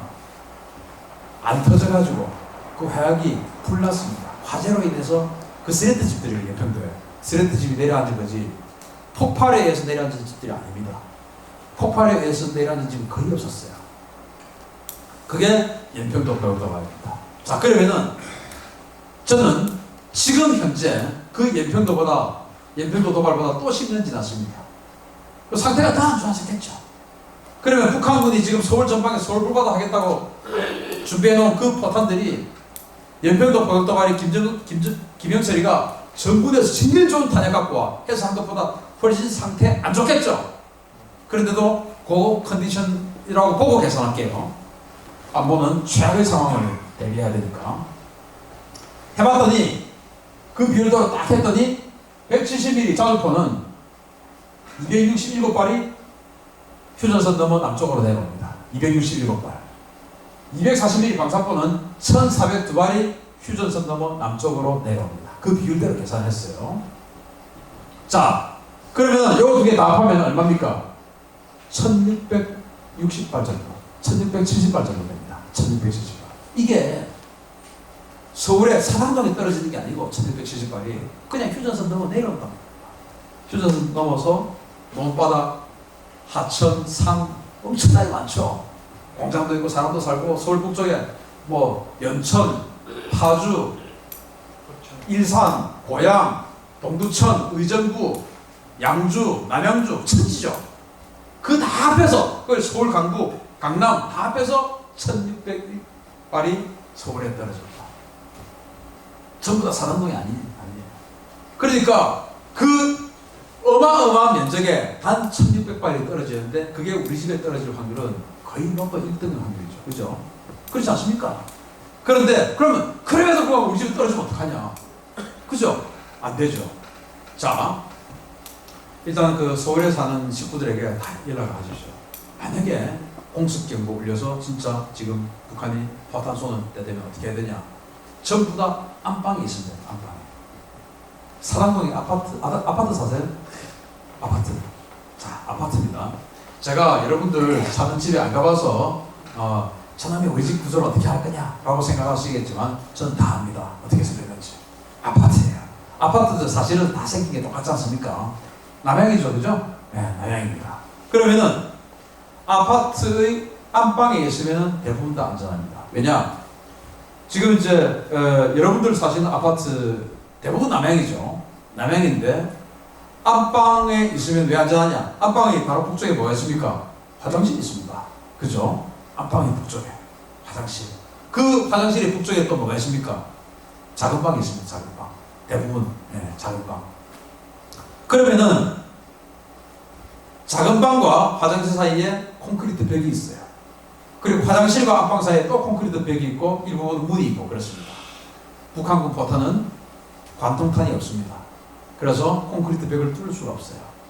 정말 로또의 확률로 우리 집에 포탄이 맞았는데 그 중에서 더 기막힌 확률로 창문으로 그냥 쑥 들어와서 우리 작은 방에 떨어졌다 하더라도 안방에만 있으면은 그 작은 방과 화장실 사이의 벽을 포탄은 못 뚫습니다. 그럼 무슨 일이 발생하냐? 왕 하고 마는 거죠. 깜짝 놀라고 마는 거죠. 그럼 거실에 있으면 안 되냐? 거실에 있어도 되긴 되는데 약간 더 위험합니다. 어떻게 위험하냐? 거실 북쪽에 뭐가 있어요? 대부분 부엌이 있죠. 부엌 북쪽에 뭐가 있습니까? 그 싱크대 있고 그 싱크대 그쪽에 보면 뭐 그 창문 조그마한 거 창문인데 기가 막히게도 그 창문으로 그냥 쑥 들어왔다. 그러면 이제 거실에서 터지면은 내가 죽을 수 있으니까 안방에 있는 거야. 안방에서 테레비 보고 있으면 됩니다. 아무 문제 없어요. 그리고는 정부에서 보상해 줄 거예요. 뭐 저기 뭐 어디 가도 다 보상해 주는데 전쟁 나쁘냐고 뭐 집박살났는데 그 보상 안 해주겠습니까? 다 보상해 줄 거예요. 걱정하지 마세요. 그래서 안방에 있으면 됩니다. 자 그러면은 밖에 나갔는데 혹시 그렇게 되면 어떡하냐? 밖에 나가 출근했는데 서울대병원이에요. 그죠? 서울대병원인데 출근해야지. 출근했는데 만약에 공식경보 올렸다. 그러면은 직장의 상태를 보라고 하십시오. 내가 근무하는 방이 남향이냐 북향이냐. 북쪽과 완전히 그냥 개방된 그 공간이냐. 남향에 서울대병원이 남향에 있는데 크니까 북쪽과 복도도 있고 막 이렇게 되면은 아무 문제 없어요. 근데 재수없게 북향 쪽에 사무실에 근무한 사람이면 공식경보 올리면 그냥 복도 밖으로 해서 남쪽에 사무실로 그냥 가 있으라고 하면 됩니다. 아무 문제 없어요. 문제는 출근하다가 그렇게 되면 어떡하냐? 출근하다가 그때 되면 출근은 무조건 지하철 타고 가십시오. 아니면 걸어가든지. 버스나 승용차는 안 됩니다. 정말 재수없게 버스나 승용차는 맞으면 죽어요. 그건 방어력이 전혀 없기 때문에. 그래서 그런 위기 상황이 되면 걸어서 가든지 아니면 지하철을 타든지. 괜히 마을버스, 그냥 일반 시내버스, 승용차 이런 건 절대로 타지 말라고 하십시오. 그리고 혹시나 거리를 걸어가다가 문제가 생겼다. 그러면은 종로 또는 해화동 같으면은 해화동의 그 종로 또는 뭐 을지로, 종로나 을지로 이런 서울의 거리들은 전부 동에서 서로 뻗어 있어요. 동에서 서로. 자 그러면은 내가 종로의 남쪽 인도를 걷고 있는데 만약에 터졌다. 그러면 죽어요. 죽을 수 있어요. 죽는다는 게 아니라 죽을 수 있어. 그러면은 공식경보 했다. 빨리 무단 횡단을 해서라도 빨리 건너서 북쪽 거리를 가 있으면 됩니다. 왜? 건물들이 막아주니까. 남쪽에 있으면은 종로 거리가 워낙 넓으니까 쑥 해서 여기 포탄 터질 수 있지 않습니까? 북쪽에 있으면 괜찮아요. 그래서 아무 문제 없습니다. 지하도 있으면 내려가야 되는데 지하도가 멀리 떨어져 있으면 안 되잖아. 그냥 뭐 옆에 그냥 건물에 좀 큰 건물 경과가 이렇게 써 있으면 됩니다. 아무 문제 없어요. 집에 있으면 안방에 가 있습니다. 그 정도로 괜찮다 이겁니다. 그리고 1402발 그 중에서 우리 집에 아무리 사당동이라도 아무리 수방사 밑에 있어도 거기에다 1402발 중에서 거기에 그걸 향해서 200발 이상은 안 쏠 거예요.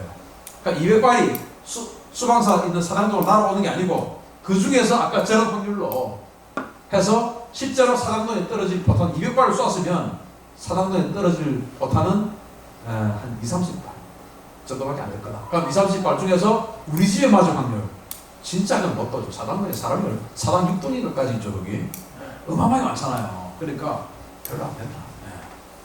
그래서 그럼에도 불구하고 불행한 일이 발생하면 어떡하냐. 제가 아무리 계산해봐도 몇 년 전에 태풍 차바 불었죠. 차바. 그래서 저기 울산 양산 이런 데 막 그 수해를 입고 했는데 제가 양산 사람이라서 그 수해 현장에 가봤는데 그때 제가 수해 현장을 딱 보면서 느낀 게 있습니다. 야, 북한하고 우리가 전쟁을 했을 때 서울 불바다 되면 딱 이 정도 피해를 입겠구나 라는 생각을 했었어요. 양산 울산에 인명 피해는 거의 없었습니다. 그냥 물에 잠겨가지고 재산 피해만 있었어요. 차 그냥 박살나고 딱 이렇겠구나 라는 생각을 그때 했었어요. 아마 그 정도? 그래서 서울 불바다 말이죠. 걱정 안 해도 됩니다. 그리고는 2탄은 못 때립니다. 왜? 우리 한국군이 준비를 그동안 아주 많이 했어요. 한국군이. 과거에 이제 어떤 그 대통령께서 유명한 연설이 있죠. 민주평통에 가서 연설을 했습니다. 고 노무현 대통령이 이랬습니다. 우리 한국의 장군들 말이야. 그 수많은 국방예산 다 가지고 가고 뭐 했냐 이기야. 미국 형님들 엉덩이 뒤에 숨어가지고 뭐 했냐 이기야. 그죠? 그랬던 적 있죠? 아닙니다. 우리 한국군이 노력을 많이 해가지고 천지개벽했습니다. 천지개벽. 1993년도 4년도에는 우리 한국군은 정말 바보 같은 군대였습니다. 그때는 북한군이 우리를 때리면 우리는 감당이 안 되는, 북한군에게 우리는 상대가 안 되는 그런 군대였어요. 지금 2019년의 지금의 군대는, 북한군은 군대도 아니고 우리는 진짜 대단한 군대가 됐죠. 저하고 TV 출연 많이 하던 강명도씨 아시죠? 북한 부총리 그 사위인데, 이 형님이, 저는 항상 궁금했어요. 아니 자기는 북한 부총리 사위면 엄청나게 거기서 그 사람이 중좌 보위부, 국가안전보위부 중좌였는데 너무 빽이 좋다 보니까 중좌, 즉 우리로 치면 중령이죠. 중령이었는데 너무 빽이 좋다 보니까 대좌가 하는 업무를 자기는 하다가 탈북을 해서 왔어요. 그래서 제가 항상 그럽니다. 아니 형님은 왜 왔습니까? 여기 북한에서 엄청 잘 살았을 텐데 왜 왔습니까? 그러니까 이제 자기가 그때 오해받은 그 김정일로부터 오해받은 어떤 이야기들 이런 쭉 하는데, 자기가 봤을 때 그때는 북한이 내일 망할 것 같은데, 왜? 지금 누가 봐도 지금 미국이 지금 북한 때릴 것 같은데, 자기가 보이니까 해당 그 부대, 그 예하부대 이제 검열 나가보면은 뭐 내용을 받고 다 봐주고 했는데, 예하부대 검열 나가보면은 이거는 전쟁할 수 있는 상태가 아무것도 아니었대. 왜냐? 탱크 장갑차 이런 거 있잖아요. 검열해보면 기름 뚜껑 열어봐. 딱 열어보면 기름이 있어. 기름 있죠. 있는데 그걸 쑥 담가보면은 기름은 요만큼만 있고 그 밑에 전부 물인 거예요. 다 빼서 파란 거지. 기름이 둥둥 뜨니까 물 넣고 기름을 위에 태우고 뚜껑 열어보면 기름 냄새 나는 거죠. 그러나 실제로 물이 들어있는 거예요. 그게 진짜 당시에 북한에 움직일 수 있는 탱크 장갑차 몇 대 없었대. 미국이 그냥 있기만 보러도 다 자빠지는 그런 상태였는데, 그래서 자기는 겁이 났대. 김정일에게 오해도 받고 해가지고 왔다는 겁니다. 왔는데 왜 안 때렸어? 저보고 이제 그런 이야기를 하는데, 그때 우리 한국군은 정말 능력이 안 됐습니다. 지금은 능력되죠. 그래서 지금 이 KTSSM이라는 이 미사일이 있는데, 이거는 이명박 정부 때부터 개발하기 시작해서 이제 지난 박근혜 정부 때 완성됐는데요. 이게 북한군의 그 동굴, 갱도진지를 딱 지금 다 노리고 있습니다. 그 갱도진지 위치 다 우리가 알고 있죠. 그래서 딱 그걸 노리고 있는데, 이거는 탄도미사일인데 내려봤을 때 수직으로 내려꽂혀요. 갱도는 어디 있냐면은 이 북한의 산 북쪽에 있어서 차를 그 방사포나 자주포를 뒤로 빽해서 끄집어내서 포를 들고 산 너머로 쏘고 다시 들어가는 겁니다. 그래서 갱도 입구는 북쪽에 있어요. 우리가 때릴 수가 없잖아요. 남쪽에서 그냥 입구를 그냥 때려버려야 되는데 북쪽에 있어요. 그래서 KTSSM이라는 저 단거리 미사일을 개발했는데, 저거는요 솟구쳐가지고 수직으로 내려 꽂아버려요. 수직으로 해서 동굴 입구를 꽂아버려요. 동굴 입구를 못 때려버립니다. 나온 놈은 못 들어가게 하고 들어있는 놈은 못 나오게 하는 겁니다. 그런데 그냥 못 나오게 하냐? 아닙니다. 태워 죽여버립니다. 어떻게 태워 죽이냐? 저게 열압력탄이라는 건데, 제가 저거 만들어 놓은 동영상을 봤는데 어마어마합니다. 이제 북한군처럼 똑같은 B급사한 그런 동굴을 만들어 놓고, 동굴이 가지처럼 이렇게 거미줄처럼 뻗어 있어요. 하나의 동굴 입구가 있으면은 그 안이, 동굴 입구가 한 3개 이렇게 보이면 실제로 그 안은 거미줄처럼 연결이 되어 있습니다. 그 중에 한 개만 꽂아버리는데, 그러면은 연결되어 있는 모든 곳의 공기를, 산소를 순식간에 빨아당겨버려요. 빨아당겨서 다시 쫙 뿜어버리는데 열과 함께 뿜어버립니다. 완전히 순간적으로 그냥 틀썩 들었다가 놔버리면서 그냥 불길에 휩싸여버리는데, 그 동영상을 보니까 트럭이, 저 방사포는 트럭 아닙니까? 트럭이 그냥 점프를 했다가 퉁 터지면서 그냥 화염에 휩싸여버리더라고요. 산소를 그냥 다 빨아당겨서 뿜어버리면서 화염과 함께 뿜어버리니까. 그 열압력탄입니다.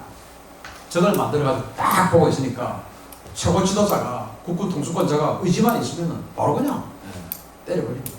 그래서 지금은 전혀 걱정할 필요 없다. 1탄, 지도자의 의지에 따라서 1탄은 맞을 수 있는데 2탄은 안 맞는다.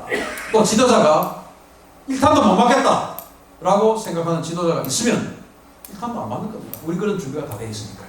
그래서 1탄도 안 맞으려면 그런 지도자를 세우면 되겠죠.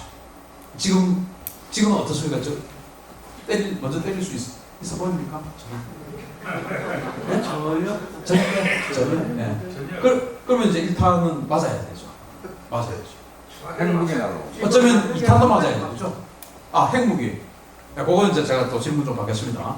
자, 그래서 우리는 지금은 서울부바다 전혀 걱정할 필요 없어요. 자, 그래서 북한이 우리의 그 공포를, 막연한 공포를 이용해서 자꾸 우리를 괴롭힙니다. 그런데 우리 국민들이 야, 서울부바다 해라 그래 자식아.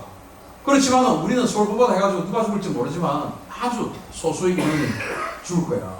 그런데 너는 반드시 죽어, 김정은이 너는.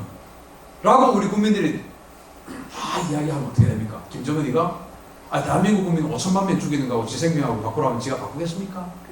무조건 지가 최고죠. 네, 안 바꾸죠. 그래서 야, 내가 때리면 얘들이 겁을 안 내 지금. 그럼 나를 반드시 죽인대. 그럼 어떻게 해야 돼요? 지가 지 살기 위해서 뭐 때리죠. 전쟁이라는 건 그런 겁니다. 겁을 내면, 전쟁을 겁을 내면 전쟁을 막게 되죠. 전쟁을 겁내지 않으면 전쟁을 안 당하죠. 그래서 평화를 원하거든 전쟁을 준비하라고 하는 겁니다. 나 언제든지 전쟁을 준비할 때 있어. 나 죽을 준비도 돼 있어. 그렇지만 너도 반드시 죽을 거야. 라고 하면 그놈이 우리를 못 건드는 겁니다. 그래서 트럼프 대통령이 지금 완전히 김정은을 조질 준비를 다 하고 있는데 그거 우리 정부가 나서서 이 전쟁보다는 나쁜 평화가 더 나아요. 아무리 좋은 결과를 이렇게 기대할 수 있는 전쟁이라도 그렇지만 나쁜 평화가 더 낫다 이거예요. 라고 하면서 이런 걱정을 자꾸 유발시키는, 그렇게 해서 김정은의 생명을 연장시켜주는, 이걸 하면 안 된다는 겁니다. 그래서 우리 국민들이 우리는 괜찮다. 서울부바다 해보자. 내 아이도 나 그 사당동 제일 위험한 데 있지만 해보자 그래. 그렇지만 넌 반드시 죽어. 라고 하면 되는 겁니다. 그렇지 않습니까? 제 말씀 들어보니까 제 손자 괜찮아요. 안방에 있으면 괜찮다니까요. 네. 자, 그래서 강연 마치고, 자, 강연 이제 마치고요. 여러분들 이 주말에 여기까지 와주셔서 너무 감사드리고, 저도 참 이 부산에 와서 해보니까 너무 기분 좋습니다. 자, 궁금한 게 있으실 텐데 질문 몇 분한테 질문 받도록 하겠습니다. 먼저 아까 핵무기 이야기 하셨으니까 북한이 핵을 때리면 어떻게 할 거냐, 생화무기 하면 어떻게 할 거냐, 이거 아닙니까? 핵을 때리지 않습니다. 저는 확신합니다. 핵이든 생화학무기든, 질문지 적은 거 있으면 핵이든 생화학무기든 그것은 김정은이가, 우리 많은 사람들이 이렇게 착각해요. 김정은이가 미쳐가지고, 저 새끼는 정상이 아니기 때문에 미쳐가지고 할 수 있어. 그거 미친놈 아닙니다. 김정은이 미쳤으면 지금 저렇게 젊은 놈이 5년 7년 동안 저렇게 정권 유지할 수 있습니까? 아닙니다. 지극히 이성적인 놈이에요. 그 이성이 도덕과 그것이 우리하고 너무 달라서 그렇지 미치지 않았어요. 모든 것은 내가 어떻게 하면 더 잘 살 수 있을까, 거기에만 관심이 뻗은 놈입니다. 근데 핵과 생화무기를 쓰면 어떻게 됩니까? 전 세계는 세계 질서 유지를 위해서 반드시 그 놈을 죽이게 됩니다. 어쩔 수 없어요, 그 놈은. 그런데 미쳐가지고 그래 내 죽자 하고도 쏩니까? 아니죠. 어떤 상황에서도 마지막으로 자기가 생존할 방안을 찾죠. 그러면 마지막에 자기에게는 핵과 생화무기라고 하는 아주 고가치의 자산이 있는데, 이거 가지고 마지막에라도 딜 해가지고 1억 달러든 10억 달러든 현찰받고 손을 들어주는 그쪽으로 협상합니다. 그래서 김정은이가 미쳐가지고 핵과 생화무기 쏠 거야. 그것만큼 좌파의 이해관계를 도와주는 멘트가 없습니다. 김정은은 미치지 않습니다. 아무리 미쳐도 지는 지가 가지고 있는 그 핵과 생화무기라고는 아주 고가치의 자산을 가지고 협상하고 해서 현찰 1조든 10조든 확대해가지고 안전한 데만 명갈 생각을 하지, 그거 나 미쳤니까 그래, 지 아들이 현송월이, 현송월이 아니지, 이설주, 그게 지금 자식을 3명 낳았다고 하지 않습니까? 아무리 김정은이가 이상한 놈이라고 지 자식은 다 귀엽습니다. 얼마나 예쁘겠어요. 걔들 그래 지가 무슨 계획자본도 아니고 지가 다 죽이고 그래 나도 죽자 하겠습니까? 무슨 대의를 위해서? 안 하죠. 무조건 내 이 아이들하고 이설주하고 나하고 스위스든 어디든 가서 내가 안전하게 그래 미국 한 10조 원 줄래? 아니면 한 1조 원이라도 줄래? 그럼 내가 지금이라도 손 들게. 마지막에 진짜 목숨이 여기까지 다 왔을 때 그 하는 것이, 야 나 미쳤어 그래 생화무기 쏘자. 쏘면 자기는 반드시 죽는 겁니다. 후세인처럼 반드시 죽는 겁니다. 쏩니다. 자, 아까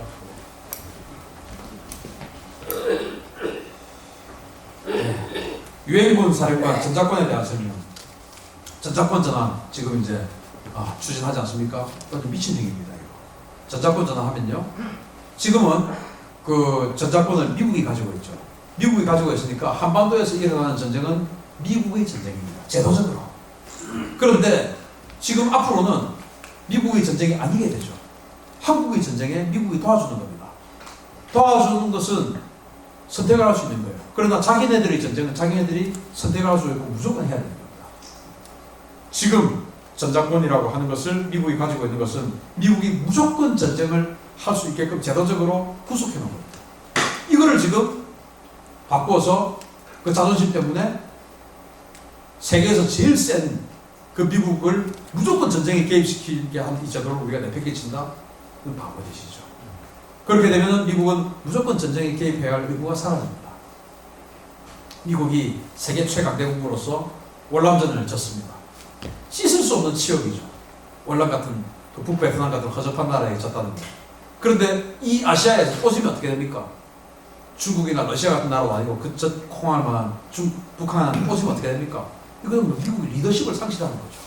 미국은 기축 통화를 유지하고 이 세계 이 최강의 군사적 파워 이걸 가지고 국가를 유지해 나가는 거예요. 그런데 전쟁 꽂으면 안 되죠. 최선을 다해서 이겨야 되죠. 그래서 이란, 시리아, 베네수엘라 이런 놈들이 고개를 못 들도록 밟아야 되는 겁니다. 시범기술 한번 제대로 조져야 돼. 근데 꽂았어. 어떻게 됩니까? 야 베네수엘라 나도 한번 해보자. 이란 나도 한번 해보자. 하는 거 아니겠어요? 곳곳에서 말하는 분이 일어나겠죠. 그래서 자기네들이 전쟁일 때 최선을 다해서 밟아버려요. 그런데 자기네들이 전쟁이 아니고 결과적으로 세계에서 평가할 때 한국과 북한이 전쟁에서 북한이 이겼다. 자기네들은 아무런 데미지가 없죠. 그래서 전작권이라고 하는 것은 정말 그 자존심을 내어주고 우리의 생명을 완전히 담보받는 것과 다름없다라고 하는 것이고, 또 제가 최근에 우리 한국군 그 7군 단장 무슨 해임 뭐 청와대 청원 이거 때문에 제가 이제 군 내부를 이렇게 들여다보니까 군대가 썩어도 너무 썩었습니다. 지금 이렇게 썩은 이 군대 가지고 북한군 우리보다 더 썩었기 때문에 내가 이긴다는 건데, 이런 군대 가지고 우리가 이기는데 어마어마한 피해를 받고 이길 겁니다. 미국이 없으면. 세상에 여기 다 군대 갔다 오셨잖아요, 우리 남성님들. 유격 훈련을 할 때 그 행군을 하는데 한 개 대대 사단장이 가보니까 대대가 530명인데 육군 규정이 육군 기준이 대대원 전체가 23km짜리 완전 군장을 하고 11시간 만에 40km를 행군을 해야 되는 게 육군 기준인데, 세상에 사단장이 현장에 지도를 가보니까 대대가 가는데 300명밖에 없어. 그 대대원이 530명인데 그 대대장한테 나머지 230명 어디 갔어? 아프다고 안 나왔습니다. 아프다고 안 나왔습니다. 근데 육군 기준은 완전 군장이에요. 근데 보니까 완전 군장 한 놈이 몇 명 없어. 보니까 단독 군장이야. 180명이. 단독 군장이 뭐냐? 허리띠에 탄창 몇 개 차고 수통 차고 있는 거, 그게 단독 군장입니다. 그리고 총만 들고. 단독 군장이 300명 중에서 180명이야. 얘들은 뭐냐? 컨디션이 안 좋았어. 그리고 완전 군장 하면 120명이야. 그래가지고 사단장이 야, 너 이리 와. 군장 까봐. 보니까 안에 빈통이야. 석유 기름통하고 페트병 이런 게 들어있어. 다 와! 다 까봐! 해봤더니 120명 중에서 20명만 완전 군장하고 100명은 말통 넣고 있는 겁니다. 그 20명은 뭐냐? 군인정신이 넘쳐가지고 군인정신 넘치는 몇 명 있었겠지. 나는 죽었다 깨어도 내가 군인이니까 하겠다. 대부분은 신병, 눈치 보고 그런 애들만 완전 군장. 이게 대한민국 군대의 현실이에요. 그래서 그 사단장이 빡쳐가지고 다시 해. 전부 다 완전 군장으로 다시 나와. 해가지고 시킨 그 사람이 지금 청와대 청원에서 지금 해임해라 이런 상황입니다. 이런 군대를 가지고 무슨 전작권 전환하겠다고요? 안 그렇습니까? 미국 안 도와주면 우리는 이기긴 이기는데 처음부터 더 썩었으니까 이기는데 반쯤 죽고 이기겠죠. 이게 다 그런 자신도 그만 그때 제가 한마디 물어봐도 여기 질문이 많아가지고 자, 현 문재인 정권에서 GP 철수, 탱크 방어벽 철수 등 많은 군사 시설을 파괴했는데 이래도 우리 국방에 문제가 없는지, 북한은 남침을 안 한다는 보장을 받았는지요? 소상히 말씀 부탁드립니다. GP 철수는 제가 냉정하게 말씀드려서 그다지 데미지가 별로 없어요. GP 철수 가지고 이거 큰일 났다라고 할 건 아닙니다. 그거는 뭐 별로 데미지가 없어요, 솔직히. 그런데 여러분들 마음에 안 들 수는 있어요. 그러나 저는 정확하게 말씀드릴 GP 철수는 그다지 데미지 없어요.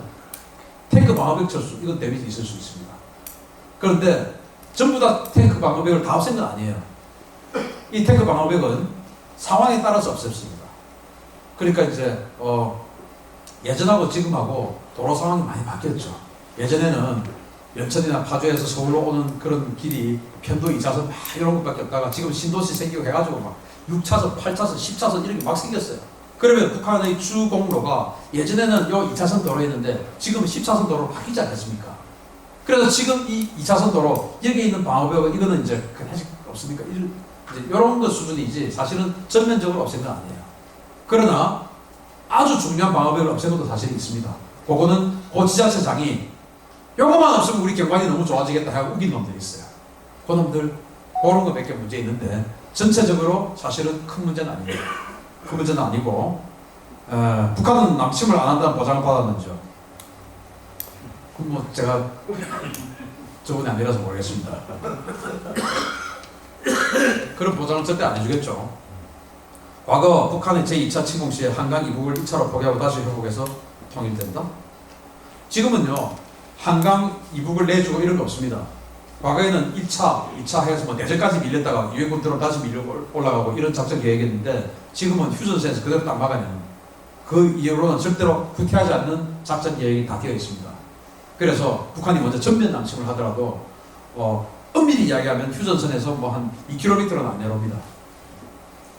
그런 준비가 다 되어 있는데 지금 뭐 530명 중에 300명만 나오고 뭐 이런 대로 그렇게 할 수 계획대로 될 수 있을까는 모르겠습니다.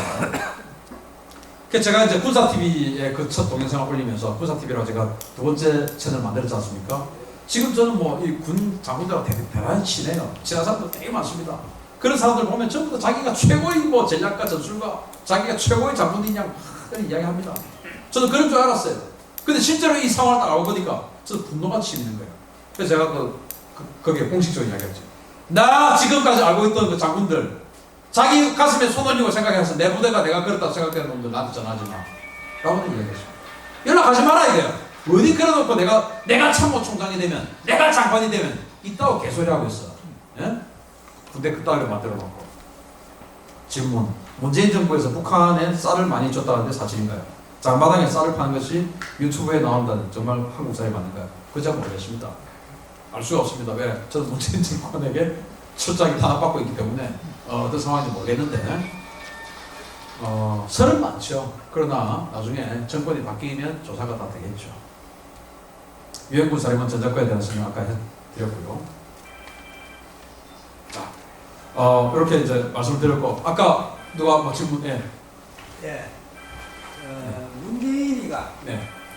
그래도 제식 중에 예. 저거부터 선제공격을 받는다면은 예.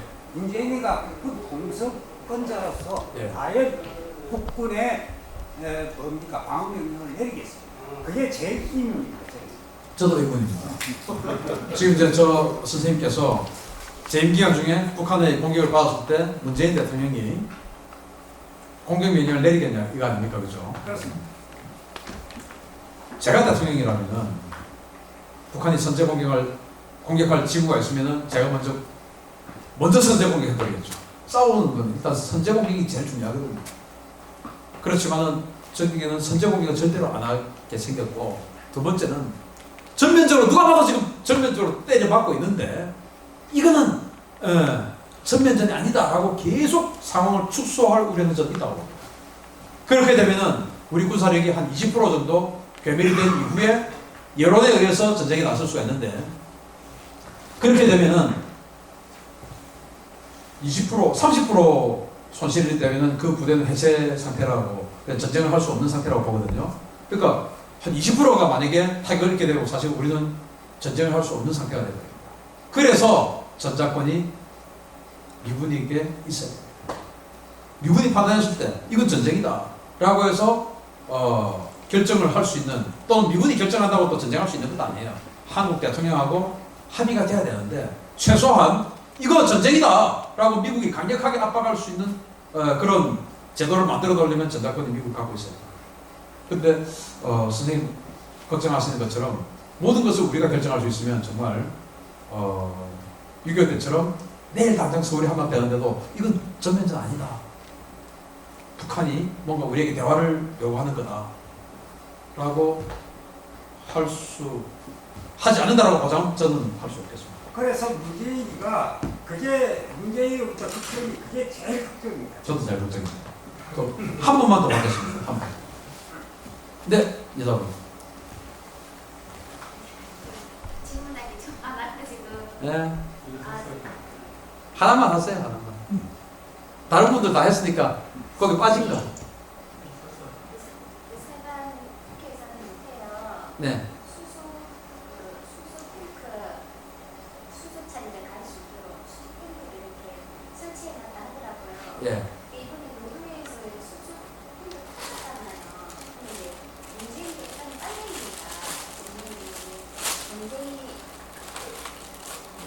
전쟁이 만약 일어난다고 한다면 그 사람이 이제 그 사람한테 있는 수소차의 미사일이 이제 북한에서 하든지 또는 이 빨갱이들 하든지 하는 그 소련이 이제 반경을 소련에서 시체는 못 찾을 정도로 그렇게 된다고 하는데 그게 좀 무섭죠. 네, 네. 그 탱크가 있습니다. 그한 가지만 예. 트럼프가 먼저 승자 공격을 하면 안 되나요? 그건 안 돼요. 예, 알겠습니다. 자, 답변하겠습니다. 자, 저분이 지금 질문한 거는 국회에서 옆에 이제 수소차 충전소, 그죠? 수소차 충전소 이야기 아닙니까? 그게 지금 있는데 요새 이제 그 전기차 이렇게 하는데 일본은 전기차, 한국은 수소차 해서 이제 이 엄밀히 말하면 수소 전지차죠, 수소 전지차. 그리고 일본은 전기 전지차로 지금 막 하고 있어. 우리는 수소 전지차니까 이제 수소 충전소가 국회에서 옆에 있다. 그거 터지면 어떻게 되냐? 또 빨갱이들이 아로 이런 놈들이 와서 터뜨려버리면 어떻게 되냐? 이거 아닙니까? 큰일 나죠. 그런데 수소폭탄 때문에 이제 그러는 건데 수소폭탄하고 수소탱크하고 좀 달라요. 수소폭탄은 핵폭탄에다가 삼중수소라는 걸 더 넣어가지고 그 폭발력을 더 극대화시킨 거. 이게 이제 수소폭탄인데 수소라고 해서 그냥 수소가 뻥 터지면 막 수소폭탄처럼 그런 어마어마한 그런 폭발력이 있는 건 아니고요.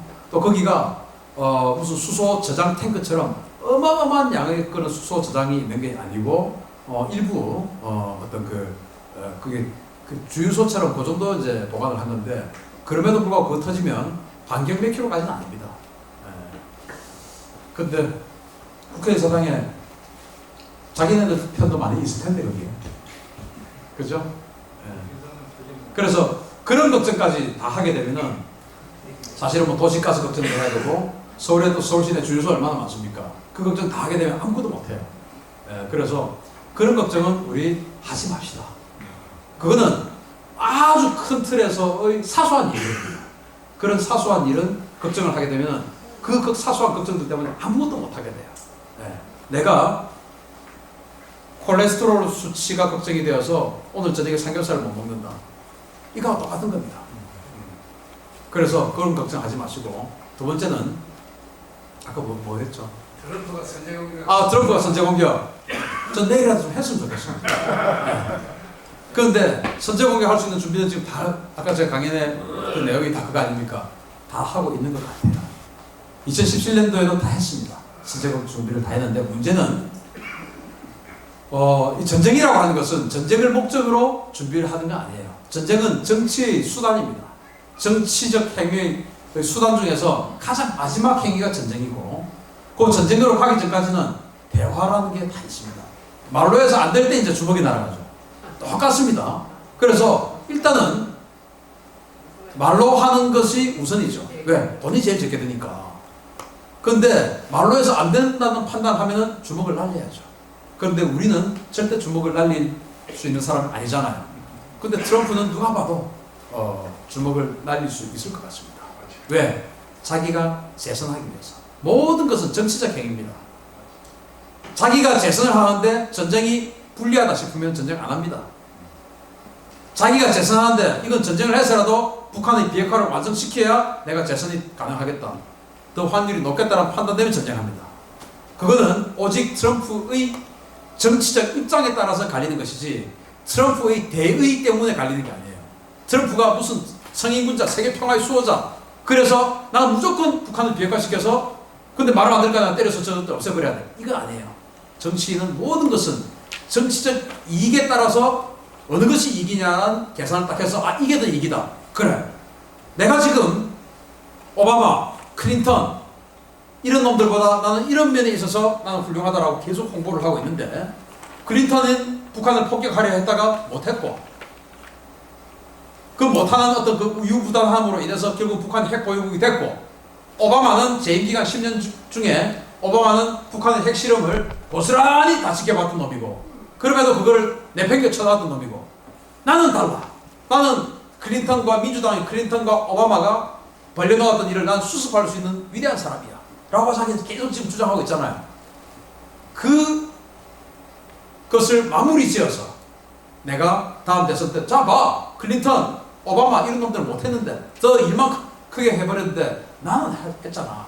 또 공화당 내에도 점적이 있죠. 그 누가 나 말고는 그 누가 이걸 할 수 있겠어 라고 하는 그 어떤 그 이슈가 국민들에게 많이 먹히겠다 생각되면은 하는 거죠. 그런데 이건 관심 별로 없고 국민들이 관심 별로 없고 중국하고의 싸움에 관심이 있다 그러면 안 하는 거죠. 그래서 북한을 때리고 안 때리고는 오직 트럼프 대통령의 정치적 이해 득실을 계산해서 아 요게 더 이익이다 싶으면 때리는 거죠. 근데 그것도 먼저 말로 하는 거죠. 말로 해서 안 들으면 때리는 건데 저는 지금 이 상태 같으면 말로 해서 들을 것 같아요. 북한이.